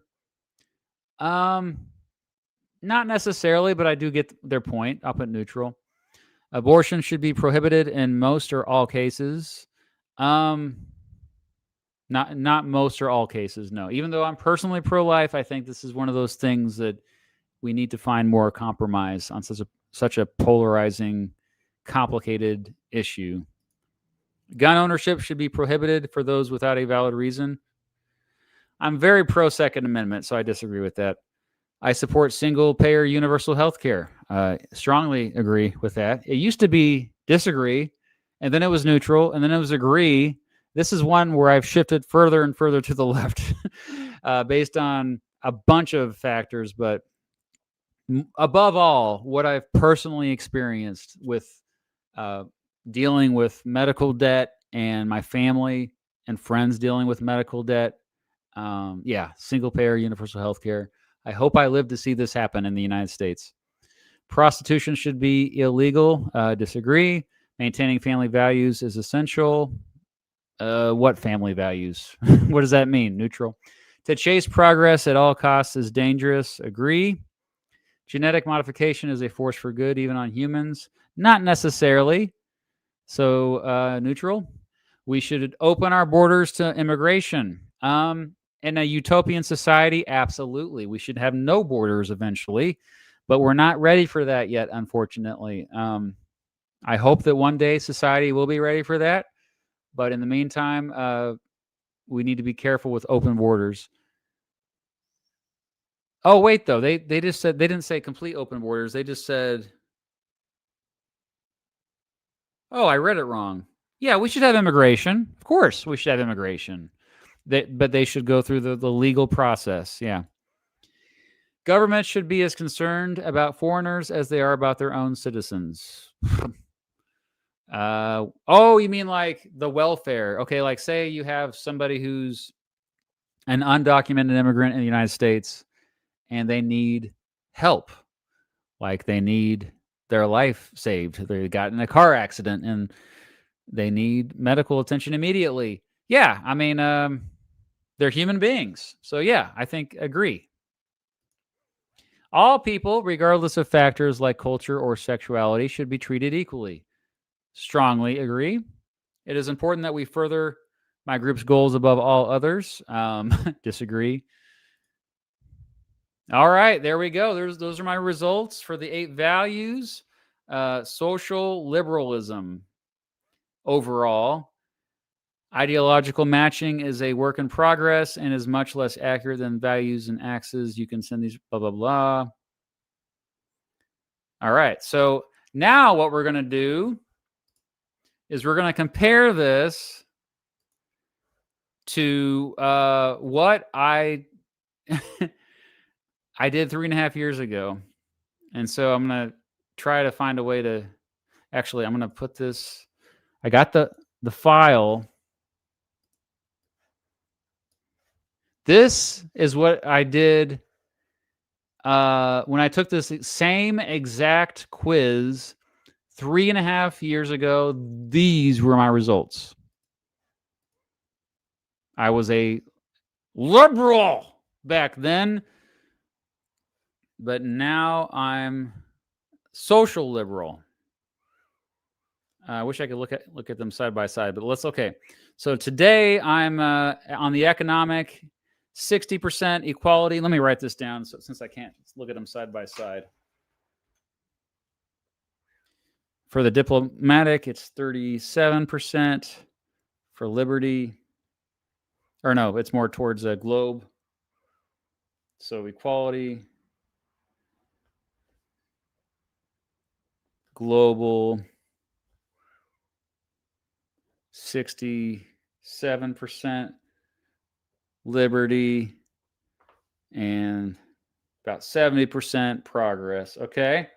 Now let's compare this to, again, that's what just happened now from 3.5 years ago. Oh, okay. So yeah, I've gone further to equality in the last by a full over 5 percentage points. I've gone more to global. This must be my reaction to the rise of nationalism in the United States by almost, oh, wow, 8%. I've shifted to the global. For liberty, I've shifted more towards liberty by about 4%. And for progress, I've shifted more to progress by about 7%. So I have become more radicalized according to the according to the 8 values. All right. Well, there you go. I'm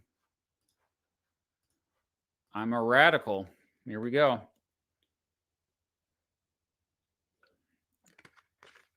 Well, thank you for being here. If you're just now joining us, I've been taking a series of political quizzes. I started off by taking the political compass. Everybody knows, everybody memes. The second one that I just finished was the 8 values. Next up is the 9 axes. And I think I've shifted a little bit. I think the political compass, I didn't have that one from 3.5 years ago pulled up in front of me, but I remember it being similar. I'm probably a little bit more libertarian than I was in some ways, like more anti-government. And maybe that's just because I'm against the current administration, a lot of what they're doing. Although I'm a big fan of getting rid of the penny. I was a big fan of that. Oh, yeah. I love Beavis and Butthead. Okay, so let me get to some super chats again, and then we'll go back to the next Thurston, in all seriousness, despite my channel name, I am a student in college and am seeking to leave the U.S. for Portugal. I hope this is not a mistake, but I am more afraid than I've ever been. Please don't go, Thurston. We need you here. We need you here. You need to stay and fight. Devin again, thank you. I would love to see you and vlogging through history, talk faith and politics. Yeah, when we meet in person, we talk about it. We often agree more than we disagree. I know he goes on. One thing I will criticize him right now about, if he's still in the chat, I doubt he's still here, but vlogging through history will go on his channel and say, me and Mr. Beat have very different views of the world. We have different worldviews and different values. I think that's bullcrap. I think we agree on 90% of things, maybe 85% of things. And so I don't know. I think that part of that's like an act he's doing because he needs to placate a certain segment of the right end of the spectrum. But yeah, we agree on most things. Toyota Corolla is here. There will be no Christmas presents this year. Everyone's destitute now. Oh, that's so sad. Toyota Corolla. Elias, thank you very much. And look who's here. William. Subscribe to William's channel. My friend, good friend William. Why are you paying me, dude? I'm a radical. Yeah, just go subscribe to his channel. He just released a video. It's like 5.5 hours long. Him and a whiteboard and some books where he's teaching you how the term fascism has evolved over the years. You could just watch my 10-minute video where I poorly oversimplify it, or you could learn it at a much deeper level and watch Will's video. So thank you, Jeremy. Go, Mr. Beat. Mr. Beat, have you gone woke? Which election is now? My girlfriend and I watch you nightly. Oh, so for me here in Douglas County, Kansas, the elections that I voted for was school board and city commission. Thank you for watching me. And your girlfriend? Don't get many girls that watch, so tell her I said thanks. Thank you for becoming a member. Pon, you probably don't remember me since I asked you your thoughts on the government shutdown. You persuaded me to vote, as I often thought my vote doesn't matter. Thank you. That is awesome. Heck yeah, that's amazing. Thank you for voting. I made a video a few years ago about why people don't vote, and I totally understand it. I get why, but I'm glad that I was able to change your mind. Yes, please. Even like, I know it's an off year, but these elections have your vote has much more influence because so much less people are actually voting in these elections. This year and next year, man, and the next year, you can have a much bigger impact, especially at the local level. Oh, thank you, Thurston.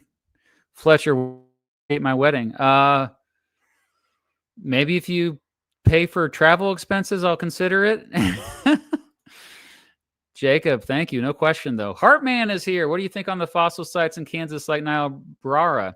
Have you seen CGP Gray's rules for rulers? I think everyone should see it. I have not. I don't know anything about the fossil sites here in Kansas, but I have seen CGP Gray's rules for rulers, although I'm not really a fan of his anymore. He kind of made me mad. I won't get into that, but yeah, it's a good video. It does hold up. I watched it a couple years ago, actually.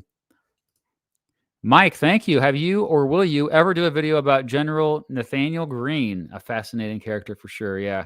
Of all Washington's generals, he's my favorite and is an incredible story. Yeah.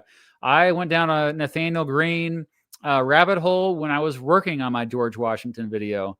And I even put in my video ideas document, Nathaniel Greene. And I just haven't got to it. As you know, it's not a high priority, but because of you mentioning it, Mike, it's bumped up. Thank you for that. Jeremy, what are your thoughts on the AI bubble? Longtime fan, love seeing you travel. Oh, thank you so much. I think that the bubble will pop, and it's very similar to the .com bubble that happened 21 years ago. No, longer than that. It was like 2001, 2000. It was 25 years ago. I lived through it. That was around the time I graduated high school that the .com bubble happened. It's probably going to be even worse. There's too much money being poured into AI right now. There's too few companies that have all the investment. It's inflated for sure. The question is, how bad will it be? the fall. I think it's inevitable. Most economists, most experts say it is a bubble. Will it be a bigger fall than the dot-com bubble? Probably, but we don't know for sure. That's the big if, I think. But it doesn't mean there's no value in these companies. I mean, they're still doing innovative and really the stuff that they are doing it's really going to make our lives easier. I know a lot of people talk trash about AI. They say it's a joke and it's overrated. No, our lives will get much better because of artificial intelligence. You'll see. You will see. You'll look back on this moment, the 2020s. You'll be like, "Oh wow, that was a turning point, wasn't it?" Shadow Nix, like Phoenix, Shadow Nix. I often find myself disappointed in these tests since I have answers more nuanced than what is offered. Been here for 3 years, keep being Mr. Best. Oh, thank you. And that means you missed the first time I did this in a live stream. Let's go back to it. Thank you, Jay, for that. One more, Jacob. The people demand to know your gripe with CGP Grey. Okay, fine. He put his videos on a paywall that were previously free. It's very important to me that education is free, that all my videos are not behind a paywall, that you can access all my videos for free. That's why if I do have my videos behind a paywall, I just got my stuff on History Fix. It's a streaming service. But you can get those same videos for free on YouTube. Sure, they make you watch ads, but regardless, I just think that education should be free. And the fact that he put so many of his videos on a paywall, and then the way he treated his fans' reaction to that is very out of touch. Very frankly, it made him seem greedy. Like he only cared about money. Like he wasn't doing it for the pure curiosity and just to teach people. He started out as a teacher, so it was really disappointing to me. I actually unsubscribed from him. It was really disheartening. He was an inspiration for me starting my own channel. So that was really disappointing to me. Anyway, let's get to 9 axes. Very similar to 8 values. 9 axes based off of the 8 values is a political quiz that attempts to assign percentages on 9 different political axes. You will be presented by a statement, then you will answer with your opinion on the statement from strongly agree to strongly disagree, with each answer slightly affecting your scores. At the end of the quiz, your answers will be compared to the maximum possible for each value, thus giving you a percentage. Answer honestly! There are 2 versions of this quiz, a full version for a total of 216, and a short version with 5 questions per axis for a total of 45. Feel free to take whichever. I'm doing the shorter one like I did last time 3.5 years ago because it's already getting late and I want to make sure we have time for the other one and any other questions you might have. So let's get right to it. And then we'll compare the results as well, because it has to be, if it's just doing the 45 questions, I did the 45 questions of the previous one as well. I wonder, yeah, I think there were 45 questions. Let's do it. Oh, there's the 6 triangles. I forgot about that one. Yeah, this is the 8 values is open source, and so this person bless them, by the way. They took those codes and then they modified it to this. Here we go. Very similar format. You will be presented with a series of statements for each one. Click the button with your opinion on it. Got it. Give me the short version. 45 questions. Religion usually provides the truth. There's a lot of truth to be found in religious texts, a lot of wisdom passed on, but usually, I mean, there's a lot of stuff that's not true. So I would say neutral. Elections are an effective way of showing government approval. Agree. There should not be international law. Disagree. Only those who served in the military should be able to gain power in government. Disagree. This is a lot quicker so far. Most bad things happening in the world are caused by us turning away from religion. Disagree. Immigrants should be expected to learn the language of the country. I mean, it certainly helps. I encourage every immigrant who doesn't know English to learn English here in the United States. It will make your life so much easier. But is it expected? Well, it didn't say required. It didn't say mandatory. So yeah, sure. Yeah, you could be expected to learn it if you're going to live here. Now, that said, we don't have an official language in the United States. So keep that in mind. There should be no police force. Disagree with that. We need a police force. Environmental regulations are essential. Agree. Some of these are overlapping from the 8 values. Some freedom must be given up in order to keep people safe. Agree. It's a social contract, baby. Taxes should be increased on the rich to provide for the poor. Agree. All societies are a blend of cultures. All societies? It's a bit of a universal, a bit overgeneralized statement. So I'll put neutral. Anybody who wants to enter the country should be able to. Yes, but there needs to be a process, and they need to come here legally. And our current system discourages that because it's very convoluted. It's kind of a nightmare. And I'm actually making a documentary right now. Breaking news. I'm making a documentary about the naturalization process because I know someone that's going through it right now. So that's all the information I'm going to give. That's probably too much already, but yeah. Anybody who wants to enter the country should be able to. Agree. Catering to popular opinion is detrimental to a nation. Not necessarily. Oftentimes, it's probably a good thing. Not always. It's, again, we need to be careful with these generalized statements. And when worded this way, yeah, I would just say unsure. The internet should be banned. Strongly disagree. Whistleblowers should be strong. Yeah, why would I do that? I make my living on the internet. Although I understand why people hate the internet. And why are you here, internet? Why are you here? What are you doing on here? I'm kidding. Whistleblowers should be strongly protected. Strongly agree. Subdivisions should not be able to exempt from national laws. So this is the whole idea of, I believe, federalism. So like a subdivision, like you have state, and then smaller than that, county and city, municipality. Yeah, I agree with that. Alliances, assuming I'm interpreting that correctly. Did I interpret that correctly, chat?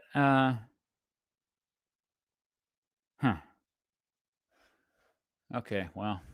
Alliances are important for protecting a nation. Agree. Everybody should speak at least 2 languages.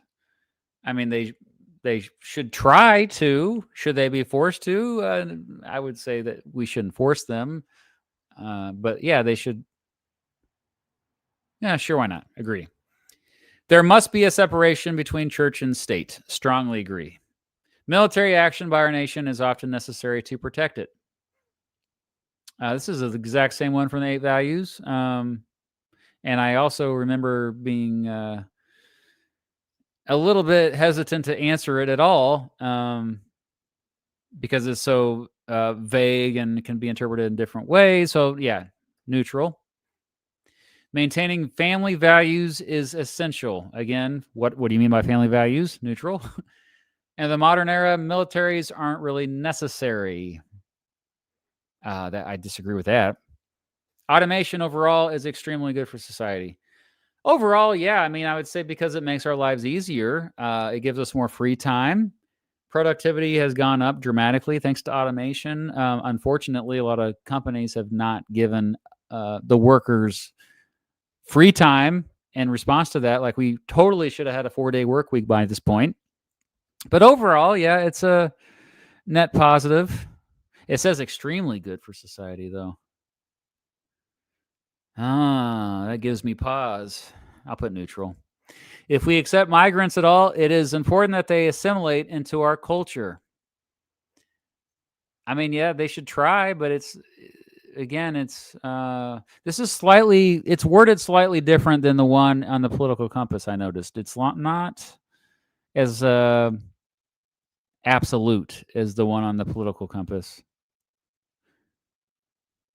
But what do you mean by our culture as well? When you say our culture, as if we are a monoculture, when no, we're extremely fragmented. Like if an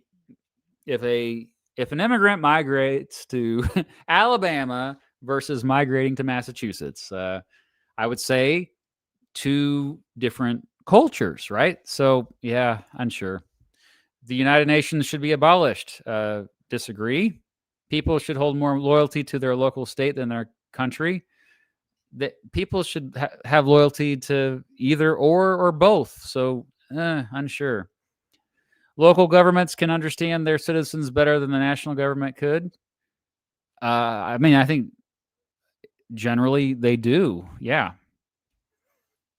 People born to wealthy families have unfair success, and even when they aren't skilled and don't work hard. Okay, yeah, but what are we going to do about it? Are we going to have higher estate taxes? Like I said earlier, I don't necessarily think that's a better idea to solve this. But yeah, I do agree with that statement. A government must maintain a strong military to defend itself. But again, what do you mean by strong military? Does it mean that your military spends more than the next 8 countries' militaries' budgets combined? So this is where it gets a little bit too, like, okay, it's too broad. So I put neutral on that. Lasting peace leads to prosperity. Agree. Laws should be completely consistent within all regions of a nation. No, I'm a big fan of federalism. I think that different states should have different laws based on what they value differently because, yeah, they're different. Like what they value in California is different than what they value in Texas. That's a great classic example. So when you say completely consistent, there's certain laws. We have federal laws for that reason, but yeah, what type of laws are we talking about? They didn't say. They just said laws. So neutral. There is no higher power. What do you mean? Are they talking about God? Like a creator? What are they talking about here, chat? What the heck are they talking about? I don't remember this one.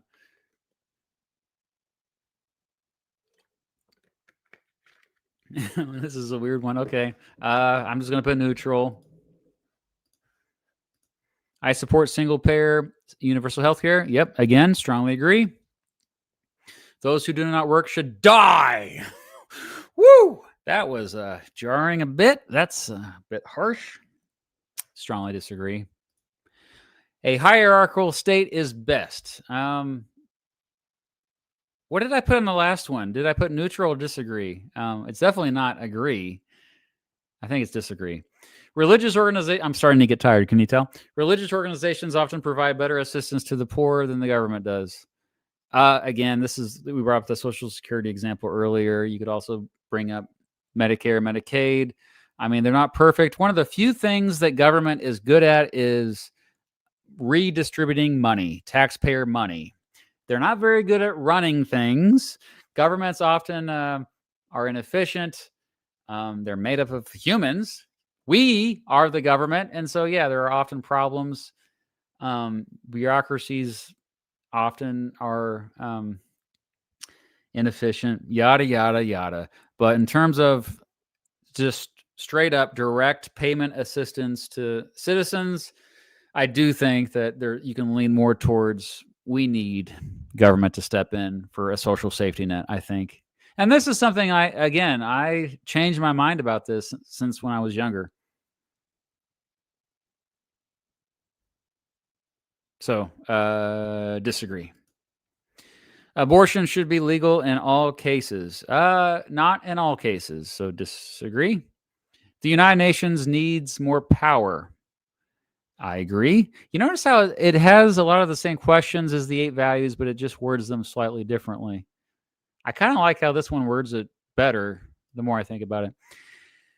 It is better to maintain a balanced budget than to ensure welfare for all citizens. Well, that's the exact same question as the 8 values. And I would disagree. A country must be sure to take all measures to enforce its laws. Well, we've been doing a bad job with that on certain things lately. All measures. All measures?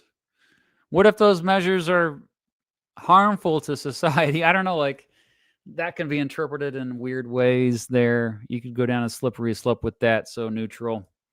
Testing products on animals is ethical. Oh yeah, the more I learn about this, the more I'm kind of horrified, but it's one of those things where in 50 years everybody will agree that this is bad, but we're still like at a point yeah, no, I disagree. Solar Sands did a wonderful video about this, by the way. Check out that the YouTuber Solar Sands. Democracy is more than a decision-making process. Agree. National cultures are important to protect. Okay. I guess it depends on what culture you're talking about, though. Neutral. Too many neutrals on this. I'm sorry about that. The more people ask, the better chance there is of reaching the best decision. Not necessarily. There's a lot of people that just get caught up in groupthink. They're just believing what everyone else is believing around them. So I disagree. It's a good idea to test a policy. This is the last one already. It's a good idea to test a policy in one state rather than implementing it nationwide right away. Federalism again. Yes, I agree with that. And here are my results. Here are the results. I got to scroll down here. So neutral, more when it comes to federal versus unitary. Moderate democratic for democracy versus authority. Ooh, that's lower than I thought it would be. More globalist again. And again, I was more isolationist when I was 20 years ago. Neutral for when it comes to pacifist. Oh, I'm still more pacifist though. Oh, more towards security than freedom. That's a surprise. Way more for equality. This is probably where I've shifted the most over the previous 3.5 years. More secular than religious. Moderate progressive in terms of innovation and technology, and slightly more multiculturalist. Okay, let's compare this to the this is so weird too, because I feel like I've gone more conservative on this one. Oh, but it still says democratic socialism. Democratic socialist. Isn't that what Zohran Mamdani is, and AOC and Bernie Sanders and all them? Here we go. Let's see what I did a few years ago, 3.5 years ago. Ready for this? Oh, I better write this down first. I'm going to write this down because I can't put them both on the screen at the same time. So, okay, it was 55% neutral, or no, sorry, federal, 60% democracy, 70% globalist. Wow, I've changed on that. I'm pretty sure I have. The globalists. Alex Jones is going to hate me. 45% militarist. That seems okay. Yeah, so 55%. I'll do the higher percentage. 55% pacifist. It seems like I was more of a pacifist when I was a younger man of 39 years old or 40 years old, whatever that was. 55% security. Ooh, that's another shift. I don't know about that one. Extreme equality. Woo! 85% equality. That my pen stopped working. Hold, bear with me. Oh, there we go. I'm an extremist. 70% secular. 60% progress. And finally, 55% multicultural. Again, I encourage you all to take these quizzes so we can compare. And then let's see what I did 3.5 years ago. So this is 3.5 years ago. That's what you're looking at now. So I was I was 5%. I was more 50-50 for the federal versus unitary. So now I'm 55% federal. So I went up 5% on that. For democracy, I went down. What the heck? I went from 70% to 60%. Globalist is actually the exact same. Moderate pacifist. So I was 60% in 3.5 years ago, and now I'm 55%. So I'm less of a pacifist now. That's crazy. So for the I lost my spot here. Oh yeah, 55%. So I'm pretty much the exact same for security. That's surprising. I thought I would have shifted on that one. Equality, I was about where I was. Oh no, this one's more dramatic. So I went from 70% equality to 85% equality. Wow, that is crazy. Secular is the same. Progress is the same. And multiculturalist is also the same. So a lot of these were the same. Oh, I got social libertarianism and I think the biggest difference is the equality one. Yeah, the equality one. That's okay. Where did I go wrong here? So extreme equality.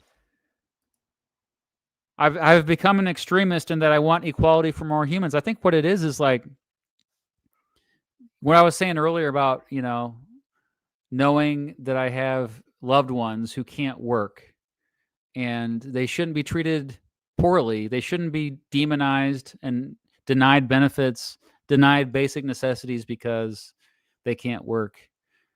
I think human beings have a right to be lazy. That's radicalized me. Anyway. Okay, cool. So we have one more to do. I'll get back to I got some more super chats to get to, and then let's see here.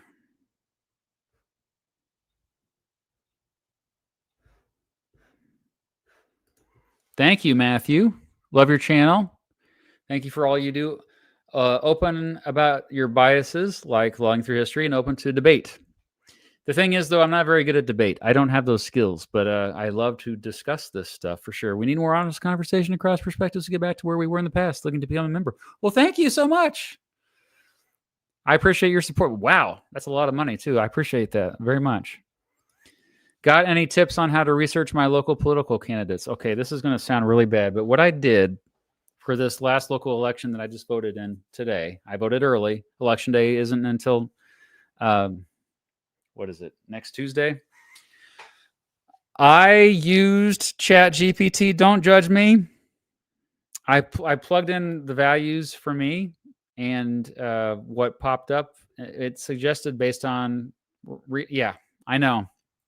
Try it. I know that. Okay, you might be like, Mr. Beat, that's bad for the environment to use these AI assisted platforms, these bots. I get it. It's not good for the environment. I do have solar panels, if that makes up for it. I always justify everything like, hey, look, I get most of my electricity from the sun. So if that, yeah, that's what I did. I'm sorry. But I mean, just think about what you value. When it comes to local politics, for me, what I value is I tend to value development. I'm more YIMBY than NIMBY. I think that we should have a lot of parks, a lot of bike lanes. When it comes to the school board, I think that they should push back against this rising tide of trying to force religion in public schools.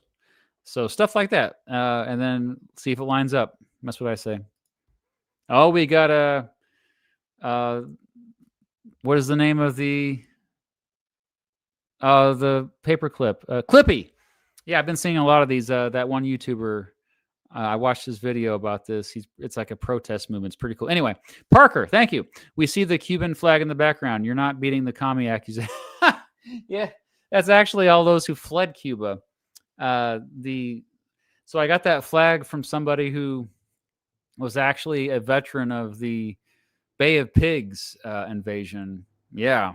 Who has Kansas ties. I went to the museum down in Miami. It was pretty cool. But I was kind of biased in that video towards them. a lot of people who were more pro Cuban government, I think, criticized my video. So I get that I had that bias, but I got their perspective more in Florida than I did. It's not like I was interviewing anyone from the Cuban government. So, in fairness, comic fan, thank you. Do you think Russia war will be over soon because Ukraine is attacking Russians' energy? I am hopeful that it will be. I knew that it would be a long war because Russia is a weak country, yeah, like those people who thought that it would just be over like that. Then again, I didn't think Russia would be stupid enough. You can go back and see me. There's a live stream where I said that I didn't think Russia would be stupid enough to invade Ukraine, and sure enough, they were. And look what's happened. I mean, Russia has been severely hurt by this war, just like Ukraine has, by the way. But yeah, it's getting to a point now where civilians are really hurting. So I think it will be probably over sooner than later. Coming down to KC this weekend from Omaha. Heck yeah, Thomas.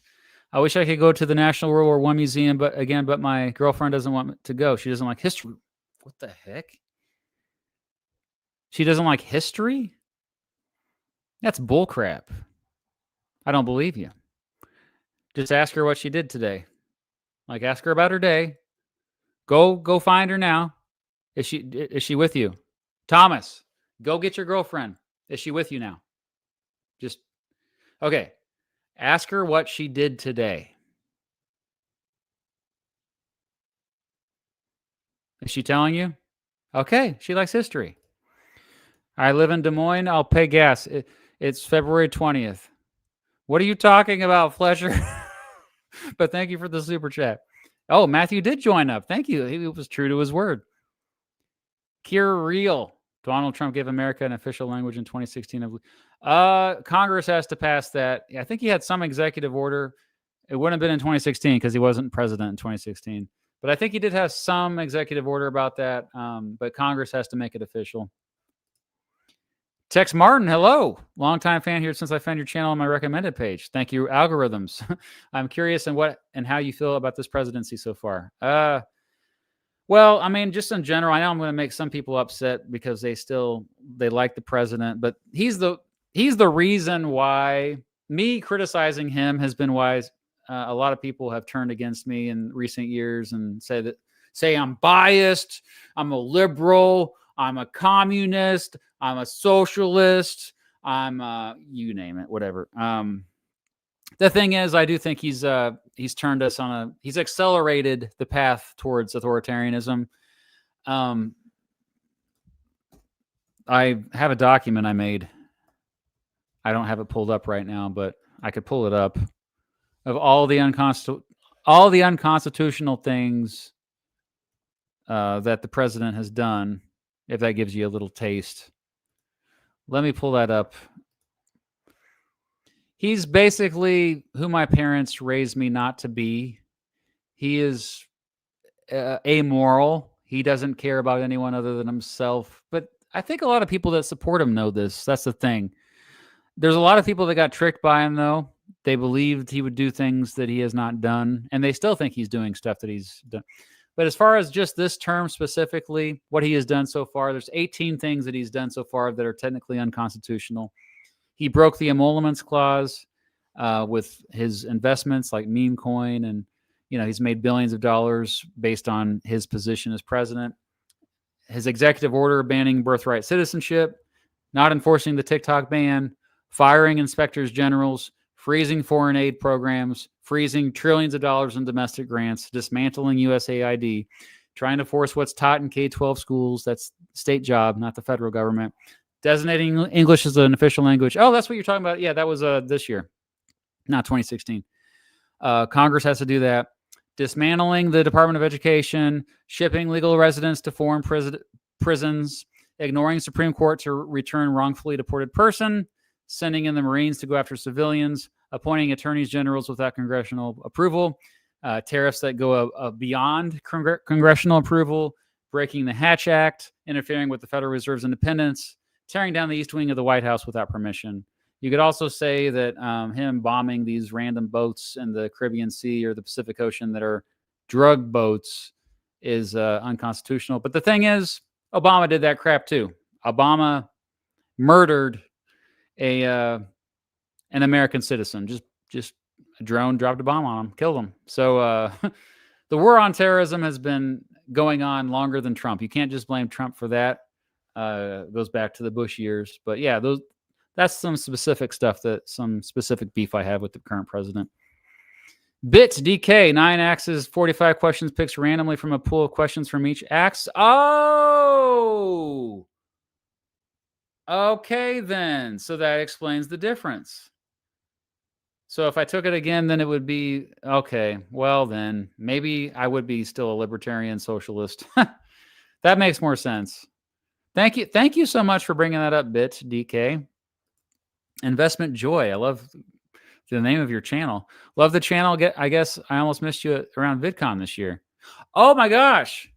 I didn't actually go to VidCon. I went to events that were like near VidCon. So, but yeah, I must have just missed you. Next time I'm in LA though, at VidCon or VidCon adjacent events, definitely you should reach out to me.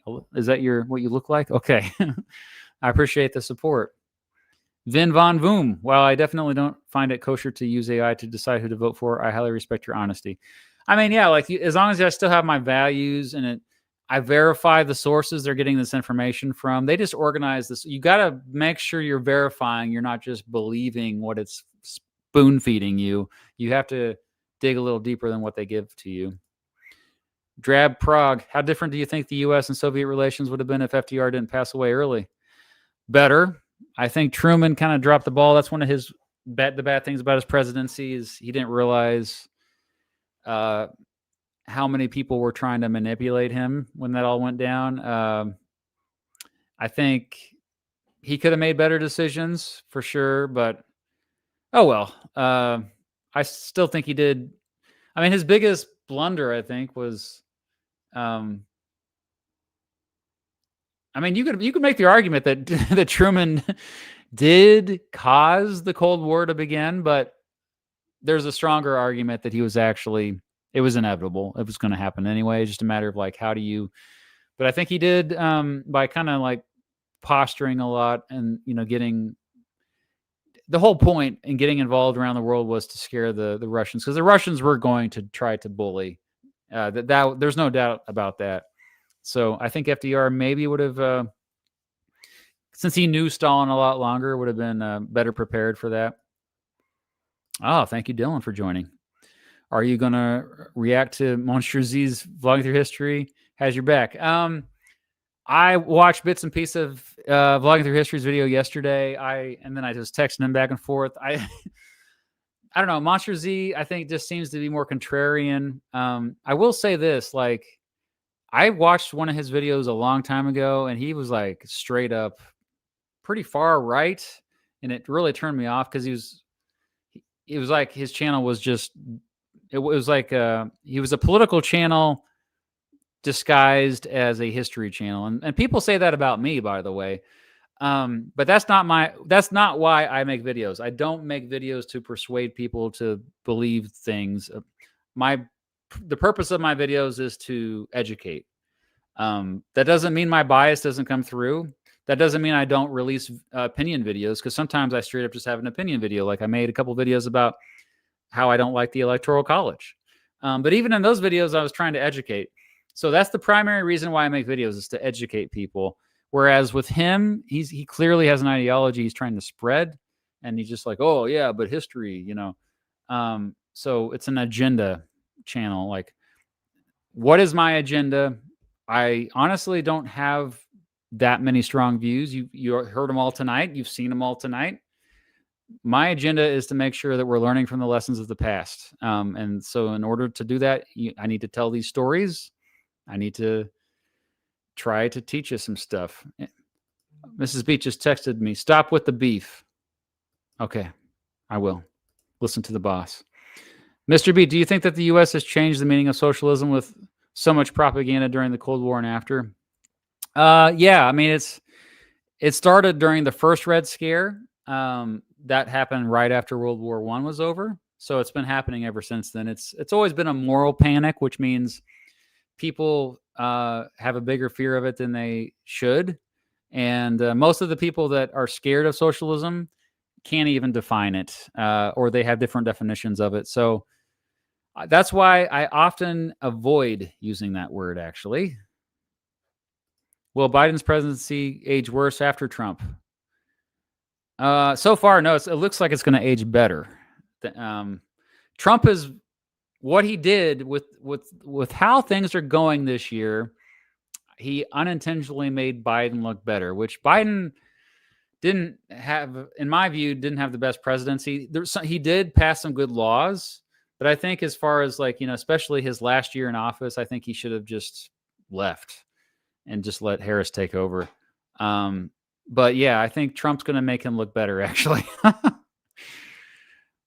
Phil Guts, look at that. Feels like today nobody can make their own argument without being assigned to a certain side. When was the last time ideologies divided us so much? I mean, it's always been like this. We just didn't. It just wasn't all in your face. I think we realize it more now, but we've always done this. Like, so many people throughout history have just basically looked for their team on a ballot when they vote, and then D D D D R R R R. That's all. So I don't think this is a new thing, Phil. All right, are we caught up? Oh, one more. Okay. Stoneworks. Oh, Stoneworks. Good to see you. Thank you for that. I'm eventually going to pivot to ancient history content and Historia Civilis' style. How did you meet, get to know other history tubers on here? There's actually a Slack group where I met a lot of them on there. But the first way I got to know a bunch of history tubers is just going to conferences. There was an education video. Like, it wasn't VidCon, but I did go to VidCon as well. There was EduTuber conference, for lack of a better word, what we call ourselves, EduTubers. Like, so not just history video producers, but also science and mathematics, literature, art, and we all kind of found each other. There's an organization called We Created You that I encourage you to join. Yeah, email me and I can give you some more information about that. Oh, we got some more super chats. Patrick, we live in the second dumpster fire age. Part of me thinks we never left the first one. That hits way too close to home. Thank you, Patrick. Yes, I think it's true. Osbers, what the heck? Thank you, Osbers. It's the Osbers Gaming. The Osbers, who I have had the pleasure of meeting in person. To what extent has the Roman Republic been successfully replicated throughout history? Yeah, a lot of people say, hey, we've in the United States has about reached its expiration date. The Roman Republic actually lasted longer than most successful countries do. But yeah, like I think the United States has been the closest thing to replicate it. What's really helped our longevity, I think, more than anything, is the fact that we are a country where we have a robust legal system. We still have reverence for the law. Most Americans treat the Constitution like a religious text, like the Bible, and it's deeply tied to patriotism, especially the Bill of Rights. So that continues to give me hope that we will last longer than 250 years. Is this faith, like, even people that forget what the First Amendment means, or the Second Amendment, or any of the Bill of Rights, they still, once they are reminded, they're like, oh yeah, that's what I value the most, So Rome didn't have that, buddy. Let's finish this night off with the 10 groups quiz. All right. Thank you for all the super chats. That was really kind of all of you. 10 groups is the same format as the 8 values and 9 axes. Looks like the same open source codes here, but we got different categories. What are the meanings of the compasses? Can you all see that? Okay. I took this same one 3.5 years ago. Going to take it again. Hold on a second. I need to take another drink. I finished that off. I don't have to pee, believe it or not. Thanks for sticking around, y'all. Regular. This evaluates one's personal beliefs with general estimation with a left-right axis. Okay, authoritarian, libertarian. So that's more like the political compass. Economic compass. This category evaluates one's economic beliefs with a socialist, capitalist axis. See, again, I don't like that. Planned, laissez-faire axis. Okay, now I'm reading you here because when you talk about the economy, you really just have anywhere between a command economy where the government controls the economy completely, it's top down, versus a free market economy where the government is completely hands off. That's laissez-faire. Most countries, actually pretty much all countries except maybe not North Korea, are mixed economies, which means there's somewhere in between. Sometimes the government steps in certain markets or certain industries. And sometimes the government is completely hands-off, doesn't even regulate it. Governmental. This category evaluates one's beliefs on the state with a authoritarian, libertarian axis and an autocracy, democracy axis. Diplomatic. This evaluates one's diplomatic beliefs with a universal particular axis and national globalist axis. Yeah, I remember really liking this quiz, actually. Yeah. I think this was the one that got me like this straight up called me a centrist, if I remember correctly. It was just like, yeah, you're grilling right in the middle, buddy. Because it takes like the political compass and it's 10 different political compasses, basically. Societal, one's beliefs about society with progress tradition versus conservative reform axis. Technological, acceleration, deceleration axis, and a transhumanism versus primitivism axis. Ooh, I like that one. Law, you have common law versus civil law axis versus punishment versus rehabilitation axis. Cultural, you have equality against hierarchy axis and monocultural versus multicultural axis. Yeah. Procedural, you have a compromise versus persist axis and a transitional versus direct axis. And finally, political. This category evaluates one's beliefs on how extreme an ideology is with a moderate to radical axis and a politicized to apolitical axis. That's right. All right. Well, shall we? 10 groups. Wrap this up and then take a few questions and call it a night. It's Helmer. Yes, I'm Mr. Woke. Oh, Mr. I like Mr. Base better than Mr. Woke. Thank you, Leo. Okay, click here to start. You'll be presented with a series of statements. For each one, click the button with your opinion on it. Note that the shorter version is less accurate. Okay, did I do the shorter version for the other one? I don't remember. Probably because I was tired at that point as well, and it was getting too long. So we'll do the shorter version. You can do shuffled versus unshuffled. I want to do shuffled. Yeah, I want to see if this is more accurate because we want to get a good take on what my true political beliefs are. All right, we got 99 questions in. 99 questions and statement isn't one. Okay, sorry. I couldn't think of anything, all right? Modernity and social progress has led to a decrease of happiness and often lacks meaning. What a statement to begin with. Wow. I mean, yes and no.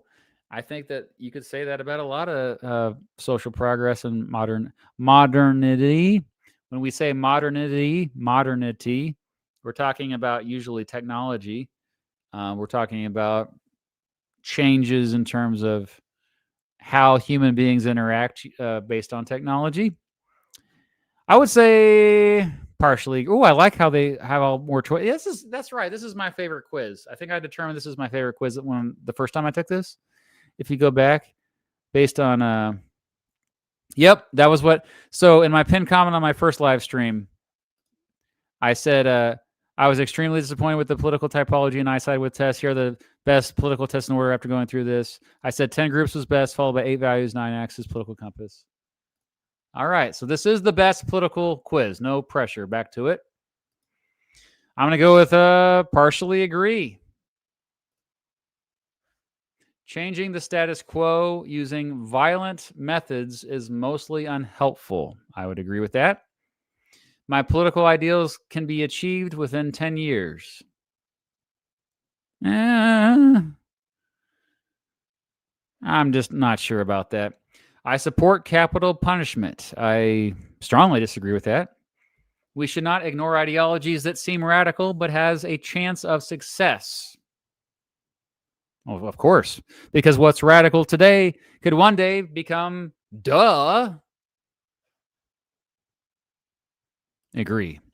The risks of transhumanism overweighs the benefits. So we're clear on what transhumanism is. My understanding is transhumanism is you do whatever you can to make sure human beings have better lives. Let me just double check that, though. Transhumanism definition, make sure we get this right. A belief that humans should strive to transcend the physical limitations of the mind and body by technological means. Okay, so that means like cyborg stuff too, right? I think as long as we still stay human, but still, yeah, there's quite a spectrum here. I like this. Okay, I would probably lean towards in the middle here. I say partially disagree. Yeah, the risks of I think, well, we need to still strive for that. Inheritance is a legitimate form of wealth. Define legitimate. No, I mean, it's, yeah, okay, partially agree. I like that there's a partially now. Everybody deserves a second chance. Okay. It's either agree or strongly agree here. So I want to go with agree because you got to have some exceptions, I guess, because what if they're a serial killer? The current political system in my nation is flawed. Strongly agree with that. Without state intervention, monopolies would violate human rights. Agree. I will only support international organizations that align with my political beliefs. I mean, I'm somewhat of a pragmatist. I realize that you may disagree with an international organization on 10% of stuff, but 90% of stuff you have the same goals, same values. So that's a little bit too absolute there. So partially disagree. Courts should reference to other judicial decisions. Agree. Oh, or maybe partially agree. Yeah, because there are certain circumstances where they shouldn't. They need to be more independent. But precedent is important. I think that's one of the aspects of American law that makes it so robust is that. Let's go with partially agree. We should judge an action based on its consequences, not just its consequences, also its unintended consequences, to be more specific. You got also externalities to consider. And also what type of consequences? I don't know about this one. I don't like the way this question is worded. Communism is an ideology that would never work in practice. Not in today's society. I don't think it would work in today's society, at least at the broader national level. I think if you do want to have this be a thing, it has to be at a small group of people has to try it. And it kind of, you could say in history, you've seen forms of this, you could argue, with certain Native American groups for sure. So yeah, I would say partially disagree. Different countries and cultures have different preferences for the type of government. Yeah. Am I missing something here? Yeah, agree. Some cultures are inherently superior to other countries, or other cultures, sorry. So it's that question again. And I went back and forth with this, but now we have more options. So we have, I think I was still leaning towards disagree, though. So I'm going to do partially disagree this time. Multiculturalism is unrealistic. I mean, it has its good and bad. I think I said this the first time I did these quizzes 3.5 years ago. I think the problems with multiculturalism is we're kind of living through it. Think about it. We're in a reactionary period in history where the 2010s were a time of progress when it came to social issues. You saw transgender folks get more awareness and more freedoms and just more legitimacy. You saw the legalization of same-sex marriage in a lot of countries. You just saw decriminalization of personal behavior stuff overall as well, like especially cannabis. So these things kind of led to this reactionary movement. And what coincided with a lot of this was like just a little bit when you had multiculturalism as a more dominant force in institutions. This is what they talk about when when they say DEI, they're talking about this. This is what they're trying to say. They're trying to say, oh, there's too much emphasis on group identity, especially in terms of ethnic group or religious group or gender. You should focus more on the individual. And so I think there's merit in having these debates. Like a lot of this stuff, these multiculturalist ideas originated in the 60s and 70s, and they just kind of creeped up into institutions by the 2010s. It doesn't mean they're evil. It doesn't mean they're wrong about all this stuff. But just understand a lot of the reactionary movements we've seen on the right end of the spectrum has been because of multiculturalism, I think. And so, no, anyway, back to this. Is it realistic? I think it is. Is it perfect? No. I think we can, you don't want to lose touch with what makes individuals special. We are a very individualist society here in the United States, especially. So focusing too much on the group, I think, that has had unintended consequences that made a lot of people feel attacked. Frankly, does it mean they should feel that way? Okay, that's a whole debate you can have. Partially disagree. That was too much rambling. Sorry, I'll try to be quicker on this. Most things can only be accomplished through a group. Yeah, I would say partially agree. Intention is more important than consequence when judging an action. Neutral on that. Most corporations should be state-owned. No, disagree on that. Rapid change often leads to the worsening of people's lives. Partially disagree. We've seen some rapid change dramatically help people, such as Social Security. That was a dramatic, rapid change that happened in like the 1930s. We saw a lot of programs put into place that helped a lot of people in the United States. A regulated economy, excuse me. A regulated economy is more unfair for the people when compared to a laissez-faire economy.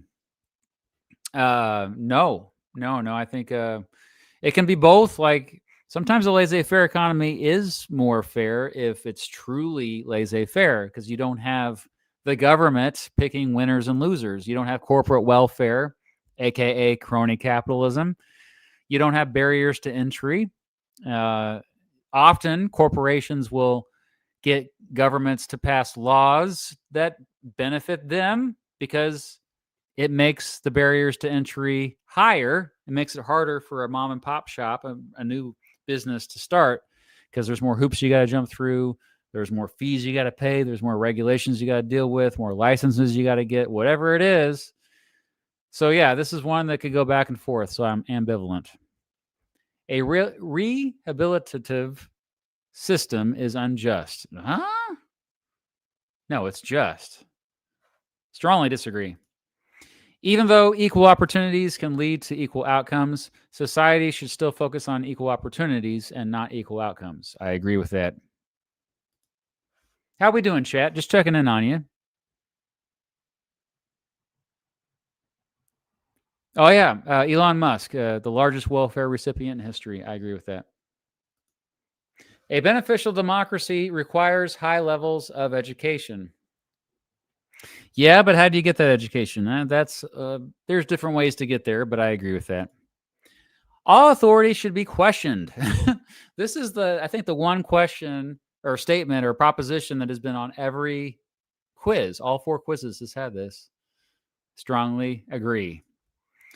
Law principles should be codified into a referable system. I mean, this is just the idea that we should have a strong republic, and laws should reflect that. So partially agree. Technology that improves mental and physical capabilities shouldn't be used in any political system.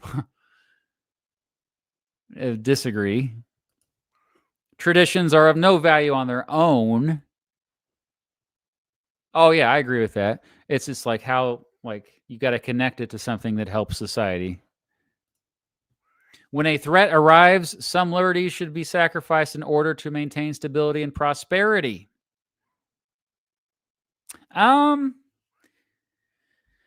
Depends on what liberties we're talking about here. I hate to say that, there's some liberties that are valued more than others.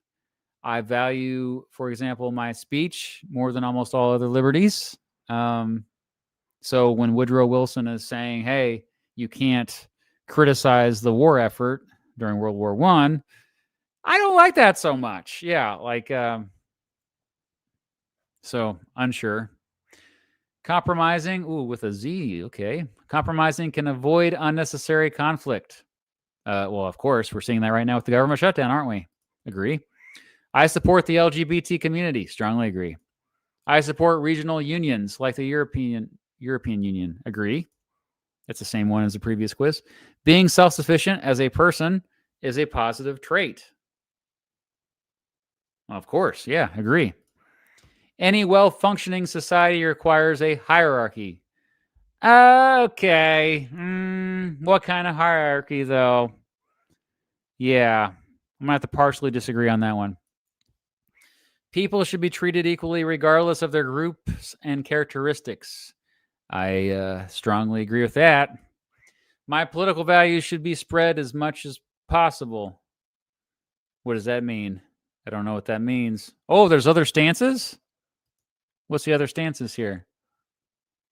Oh, it just gives you a Google form.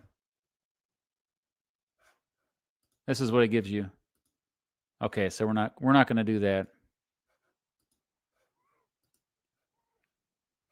Okay, so I'm not sure what this one means, so I'm just going to stay neutral on this one. Politics is very important for society and shouldn't be ignored. I mean, I'm biased on this, but I agree. I mean, I strongly agree. But let's just review what politics is, shall we? Folks, politics is how power is distributed. Politics happens anytime you have more than one person in a room together, because there's always this struggle of power. Who has more power at the time in the relationship? Right now, politics is involved because most of you are listening to me instead of each other. That's power. So people that say, I don't like politics, or let's not talk politics. Sorry, you can't avoid politics. Anytime you have more than one person around, you can't avoid politics. So yes, strongly agree here. Crying out loud. Goodness gracious. What the heck? What, you think I'm going to put disagree? Really? My political views are very different from the current status quo. No, I think I have some of the most boring political views around. I think, like I said at the very beginning of the stream, 80% of us agree on most things. Maybe 85%, dare I say. So I think the most controversial opinion I have, which I haven't seen this asked at all, is about voting age. I think the voting age should be lowered to 16. I think about half of you disagree with me on that. That's the most controversial opinion I have. Wait, did I? Oh, oops, I did the wrong one on that. Okay, strongly disagree. Compromises should be made in order to suit the needs of most people. Agree. Violence is not acceptable when protesting a government. Unless that government is like violent against you, like then that's war. But I would say partially agree. The current mainstream societal attitudes are problematic. It depends on which ones, but most mainstream societal attitudes I think are actually pretty good. I mean, there's a few problematic ones, so neutral. If the current career system is being used, a person's personal and work life should stay separate. I don't like that statement there. This is a weird one. If the current career system is being used, what are you talking about? Maybe just not pay attention to that first part of the sentence. A person's personal and work life should stay separate. Not necessarily. Partially disagree. A system of equal outcomes should be established. Disagree. Judges should hold more power than legislators.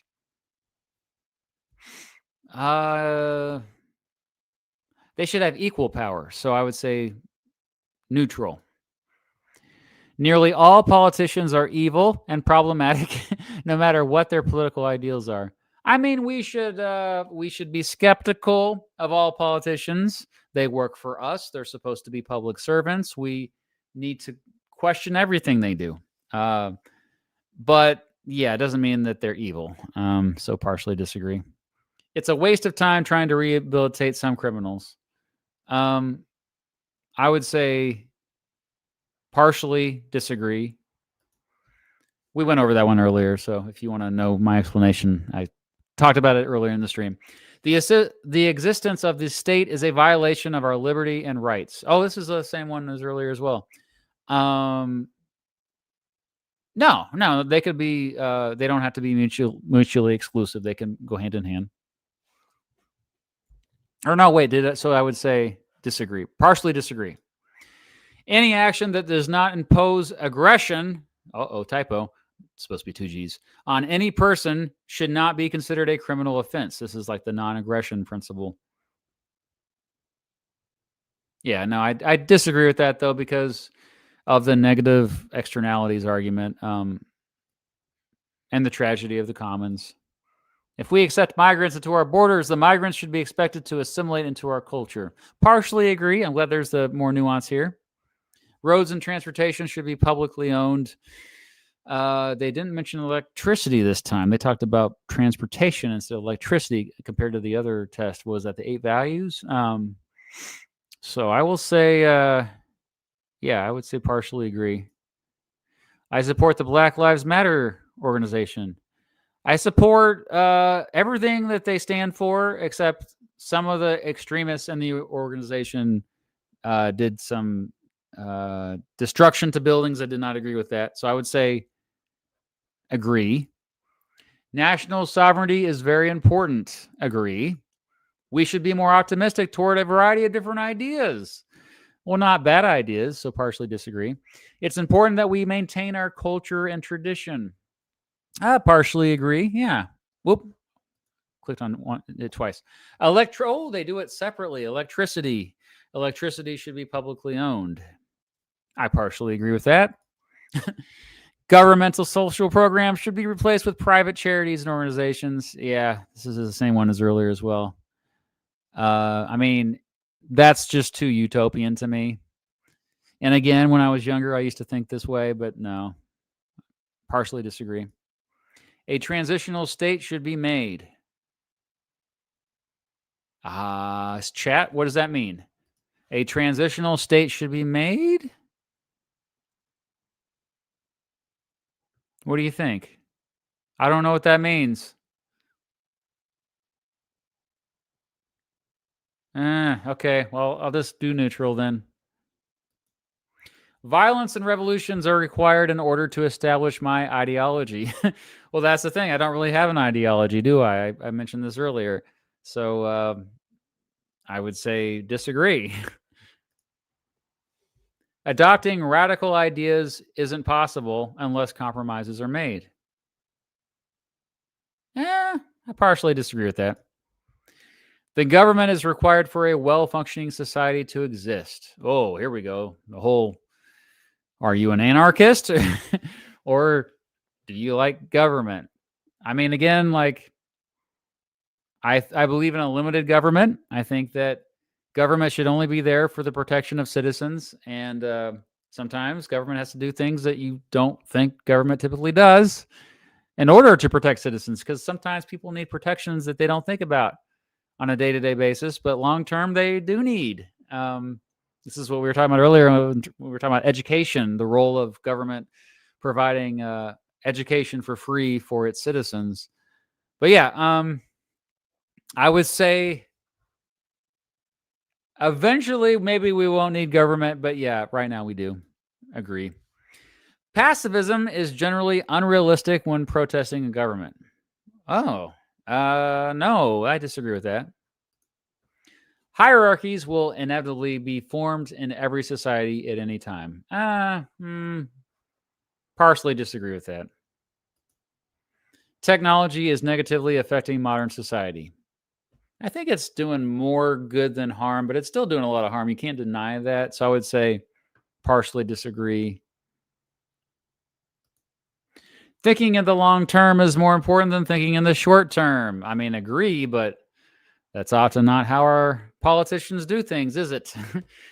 My ideology is sometimes considered, quote, extreme. Well, by some bots on Twitter, I guess it is, but no. Strongly disagree. From each according to his ability, to each according to his needs. There it is again. And again, I'm going to go right down the middle. Lawmakers and legal experts should hold more influence than judges. This is the exact same one almost as earlier. I got a duplicate on here. I said neutral on that one. I'm going to say neutral on this one.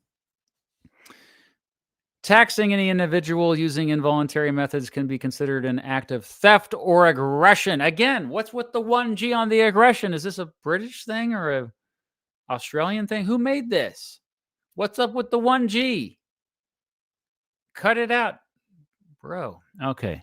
Taxing any individual using involuntary methods can be considered an act of theft. I mean, yeah, taxation fundamentally is theft. But come on, we have the social contract. We just have to, there's some things we give up for protection, assuming the government's actually protecting us. But yeah, like, I know it's been particularly frustrating paying taxes lately. But yeah, partially agree with that. Oh, I forgot to say 6-7 earlier. Okay. 70. Getting past physical limitations through technology would be beneficial to mankind. Yes, of course. Strongly agree. Oppression by corporations is a huge concern. Strongly agree. Idealists are mostly unrealistic. Partially disagree. An eye for an eye and a tooth for a tooth. Disagree. Reform should happen gradually and slowly. I mean, sometimes, but again, other times not so much. Politics should be avoided in daily life. Strongly disagree. There we go again. Technology that improves mental and physical capabilities shouldn't be used in any political system. Disagree. Some cultures are inherently superior to other cultures. The same question as earlier as well. Huh. I said partially disagree.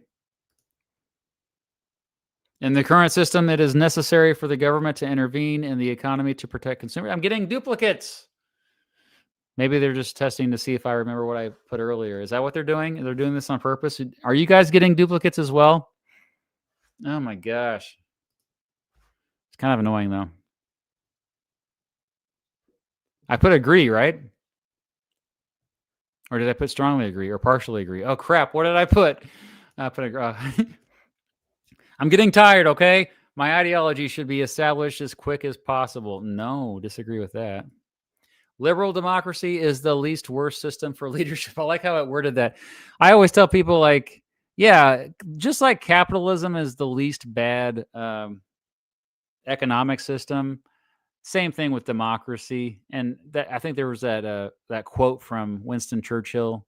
It's often attributed to him, like, democracy is the worst form of government except for all the other ones, or something like that. I'm paraphrasing. So yeah, it's not perfect. That's why we don't have a direct, pure democracy. We have a representative democracy in most countries, almost all countries, actually. or they just say they are when they're really just a dictatorship, oligarchy. Anyway, liberal democracy is the least worst form system for leadership. Okay, agree. Religion is mostly fictional. Well, you can find truth in every religion, though, so partially disagree. If wages and a currency exists, there should not be a minimum wage. Oh, this is my most controversial opinion. I think that you shouldn't have a minimum wage.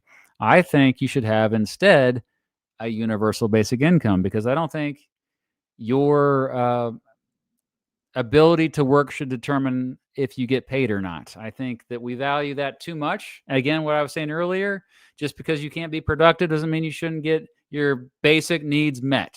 And so, yeah, I'm against a minimum wage as long as you have a universal basic income to take its place.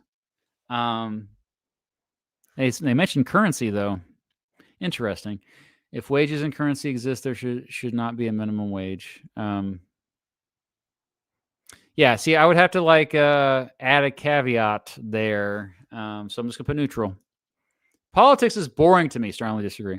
Freedom of business is the best practical way of a society can prosper. By the way, I don't know why this question is on here. I'm curious why this is on here. Anyway, freedom of business is the best practical way a society can prosper. I would say partially agree. If taxation exists, churches should be taxed the same way other institutions are taxed. Again, partially agree. If a decision cannot be made in courts, relevant cases in the past should be referenced. Absolutely agree. I strongly agree. My nation should be more diverse. I mean, diversity, I think, generally is a good thing for a society. The more diverse, not just ethnic background, but religious background, I would say experience background, so different ages, gender, how many fingers they have on their hand. It doesn't matter. The more homogenous, usually the worse off they are. And people are the white supremacists or white, not white supremacists, the ones who are the comment on my Great Replacement Theory video, the white separatists. They would say, no, look at look at whatever white country there is. What is the whitest country over there in Europe? Look at Finland. Why they're doing so well is because they're all the same. Well, actually, did you know that diversity means more than just skin color? Yeah, and skin color, those distinctions of race are completely made up. So yeah, agree. We should be more diverse. Went off on a tangent on that one. The market regulates itself since unjust monopolies are punished by bankruptcy. Disagree. All healthcare services should be privatized. Strongly disagree. And action should be seen as right or wrong through a set of rules and principles. So we're talking about ethics versus morals here. So I disagree with that because they're two different things. And autocracy is more beneficial than any democratic system. Strongly disagree. How we doing, chat? We're almost done with this. No, races are not real. It's a social construct. White people didn't exist until the last couple hundred years, buddy. Hierarchies were invented by Europeans. The racial hierarchies that we think of. So when you're talking about races, I think you might be thinking about different genetic traits. Genetic traits are real. Yes, I have brown hair. I have blue eyes. I have peach skin and freckles on my hand. These are genetic traits. These vary by individual. You have no scientific basis, biological basis for these to generalize groups of people at all. So when you say stuff like this, you have proven to me that you don't know basic biology. You might want to go just take a biology 101 class, okay? Because what you think is race is you're actually talking about genetic traits. They're two different things. Okay. Yes, George is correct. No. Oh, gosh. All right. I get you've kind of fallen into that's okay. It's okay. I want to ask you, George, what was your grade in biology? Did you take a biology class, George? Did you take a okay. I don't teach biology, but we have some folks here who apparently never learned it. So I encourage you to watch some biology videos on this platform. Punishment should be valued more than that of rehabilitation. Disagree. Countries with authoritarian governments should be denounced. Of course, yeah. But you still got to work with them. So I would say partially agree. Monoculturalism is disastrous for society. I mean, it's not disastrous, but it's doesn't help it. So I would say no, I would just say neutral on that. The Industrial Revolution and its consequences have been a disaster for the human race. No, I think it's brought more good than bad. And there's been different industrial revolutions. Some say we're entering the fourth industrial revolution, actually. So partially disagree. A global organization that is generally beneficial should hold a substantial amount of power. What do you mean by substantial? Again, we don't want a one world government that's, directing everything. We want separate countries to have sovereignty, so neutral. The justice system should be partially privatized or even fully privatized.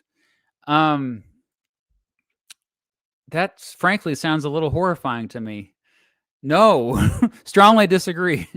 Usage of genetic modification for animals and plants should be minimized. Oh, that's a little bit, it's worded differently than one of the other quizzes I did. So I would say this is better worded than the other quiz. Yeah, I would partially agree with that. Yeah.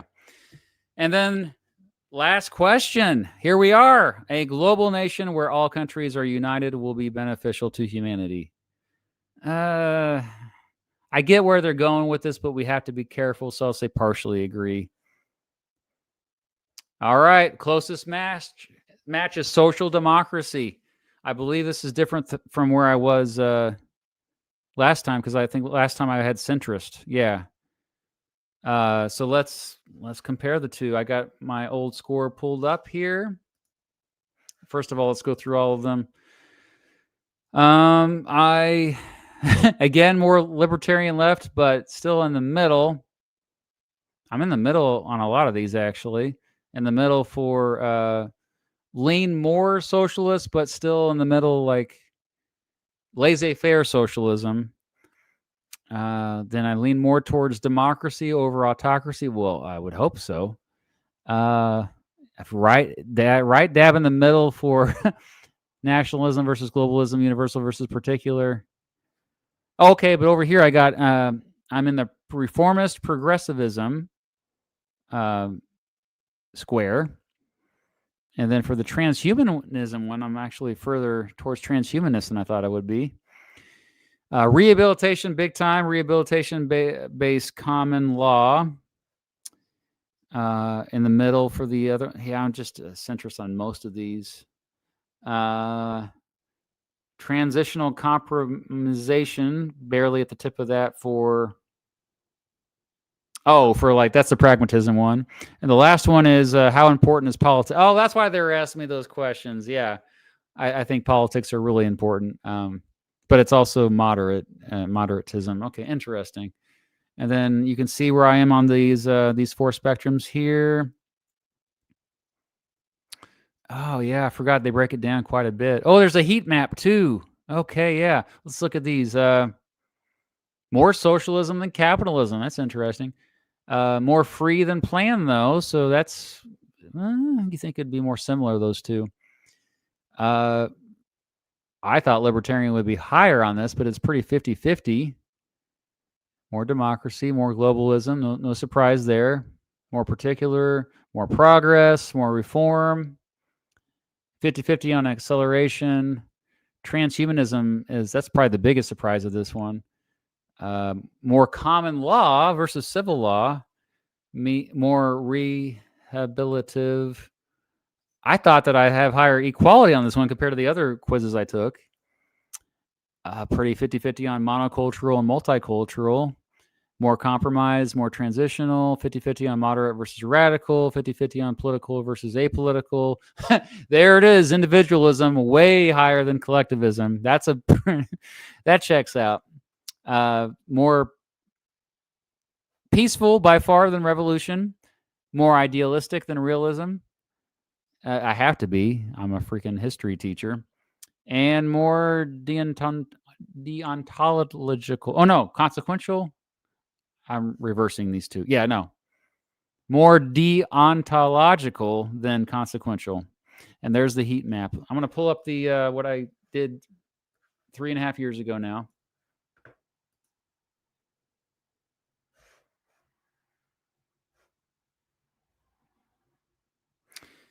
All right, so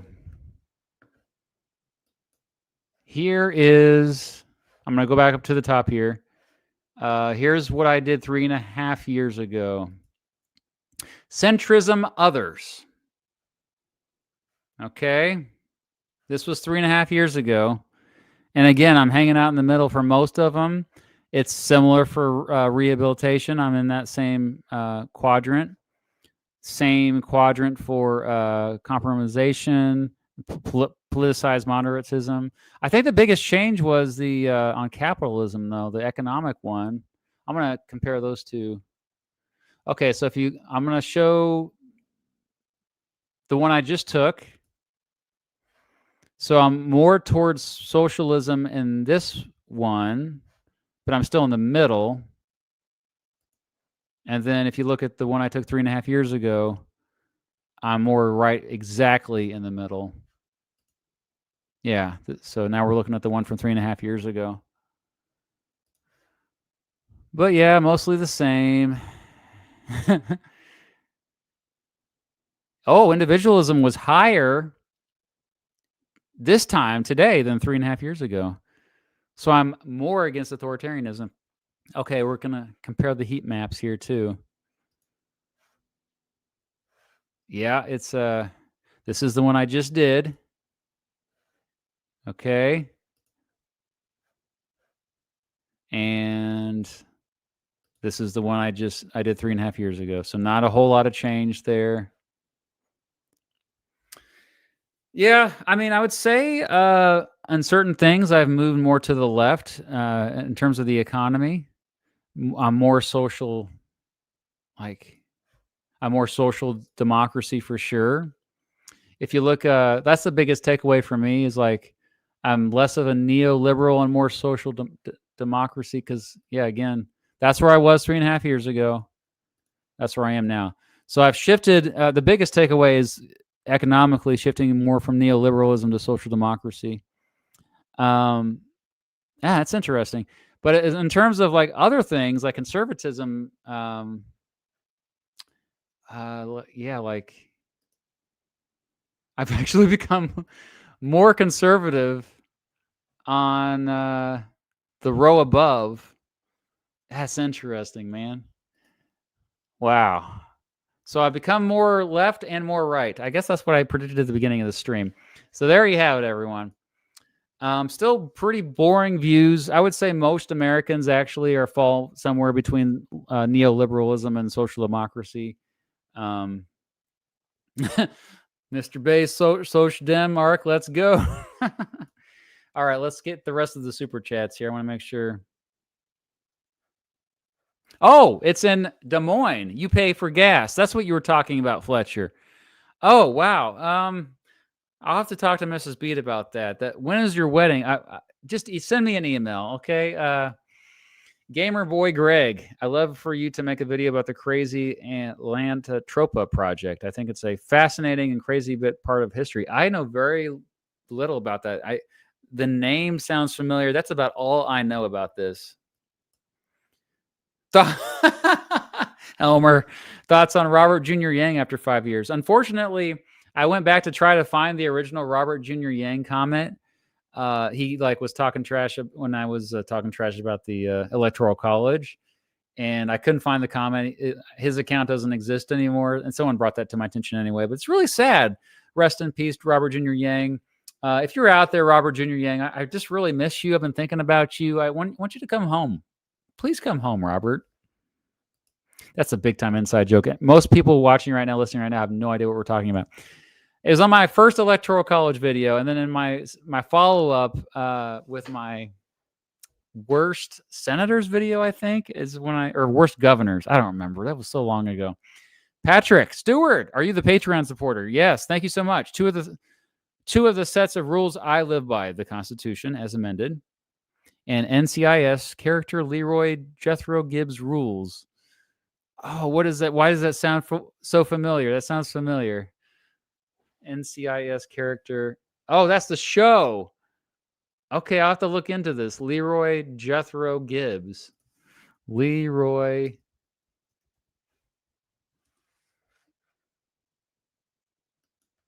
I'm looking this up right now. This is interesting. Oh, wow. Never screw over your partner. Always wear gloves at a crime scene. Never believe what you were told. Double check. I like it. I like it.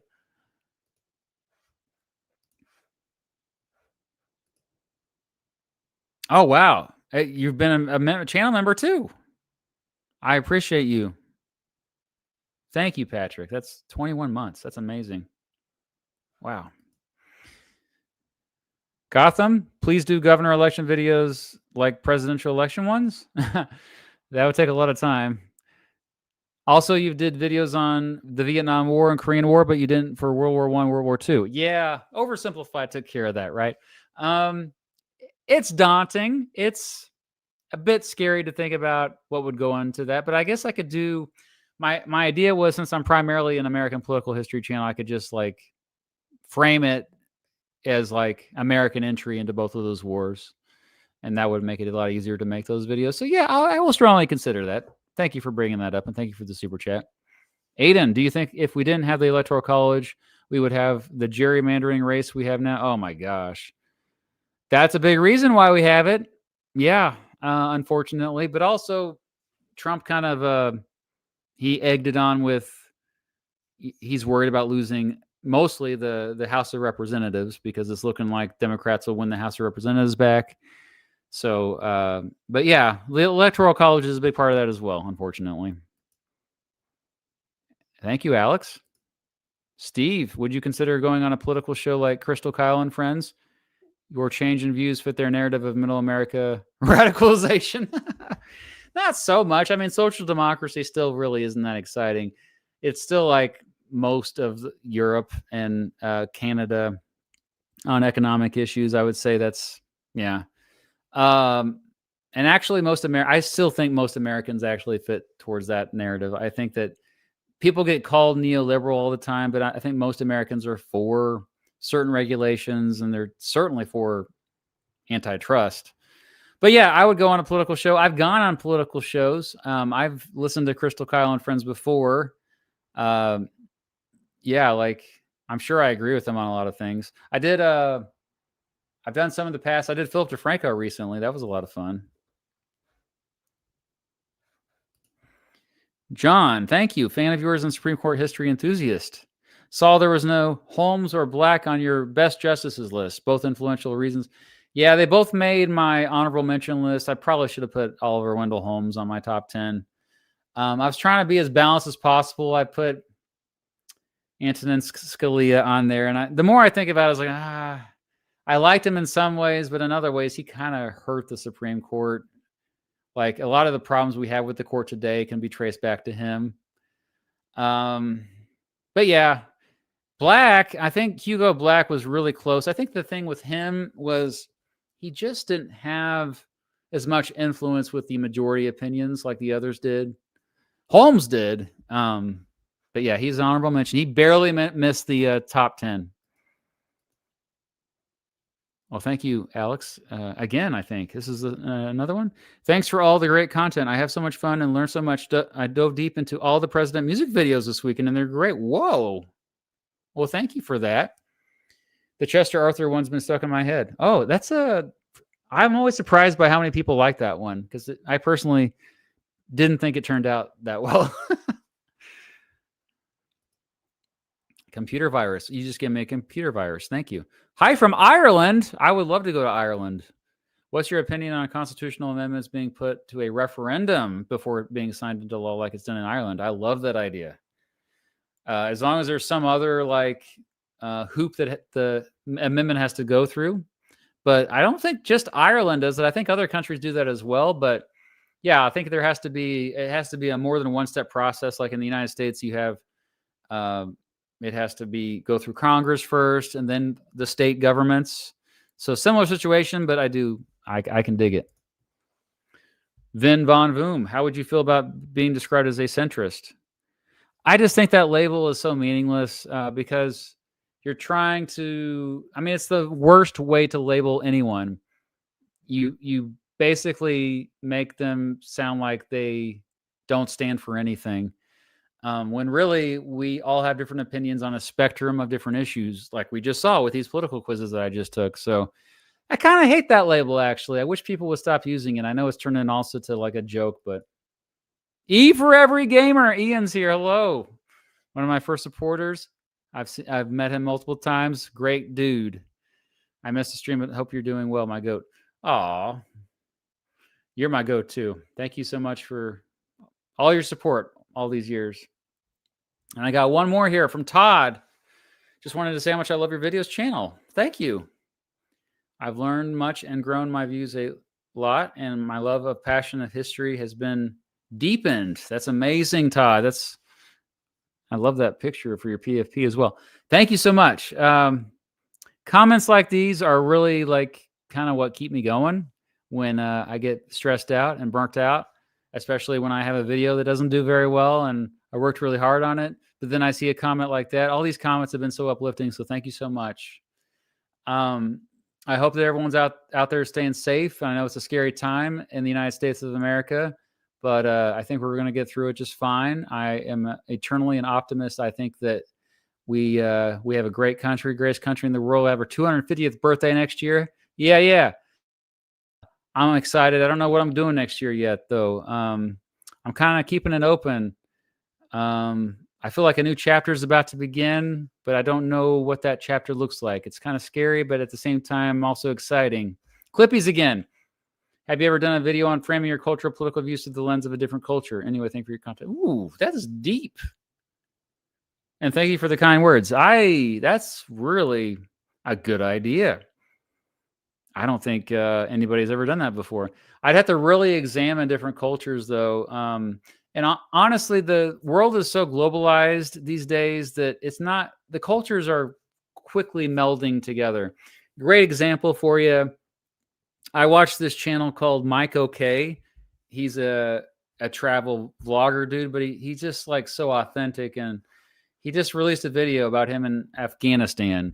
And you think Afghanistan is such a different, exotic place, where they're just things are so radically different there. But really, no, it's most of them get along with them very easily. He's from the UK, and he's just hitchhiking in Afghanistan and filming everything. Everyone's so nice to him, and I just think that the world is becoming closer and closer together.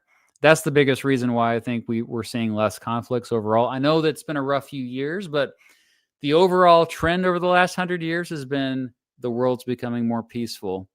So, and I think we have these bumps in the road, but I think overall, because there's just simply more people interacting that previously did not interact, that's why a lot of these barriers from different cultures are just going away. Great example. Who's nodding over there? That little figurine I got in Malaysia last year. Malaysia, what a beautiful country that is. I loved it. If you ever get a chance to just travel to the other side of the world, go for it. Do not miss that opportunity. Who is that? Torrance here. Where's Torrent at? The OG. Oh, Max, will you ever do a deep dive on classical liberalism? Also, have you ever looked into free market socialism? A little bit. It is vaguely analogous to Georgism for sure. That's how I kind of came across it. Yeah, no, I think I should do that. Holy crap! Is that in U.S. currency? It's got to be a different currency. Thank you, Eric. Any comments on Metatron's recent shift into right-wing content? Big fan of your work, man. Oh yeah, like Metatron.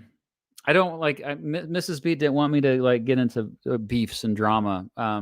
He makes good history videos, but on social media, I've been seeing some of his posts, and you can follows. He follows a lot of right-wing pundits. I stopped watching most political pundits, by the way. The only political pundit that I watch is R.M. Brown, who basically is an absurdist, who's like Tim and Eric, who just kind of laughs at everything that doesn't really give any political views. He just kind of laughs at the absurdity of everything. You can tell Metatron's been watching a certain type of right-wing content.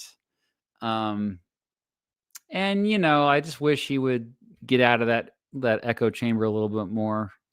But he seems like a good guy. I reached out to him. I follow him on Twitter. He's actually in the process of trying to become naturalized an American citizen. So that's pretty cool. Yeah. All right. We're going to wrap it up, folks. We've gone over 3 hours again, dadgummit. Just remember that Epstein didn't kill himself. They need to release the Epstein files. That's one thing every American agrees on. We all can unite on that issue. And you know what? You're awesome. You're awesome for being curious and learning American history and learning political science. So thank you for being here and learning stuff. But even though most of you just seem to be like not even paying attention to me right now, I'm going to give you all the attention. Anyway, thanks for being here. Have a good night.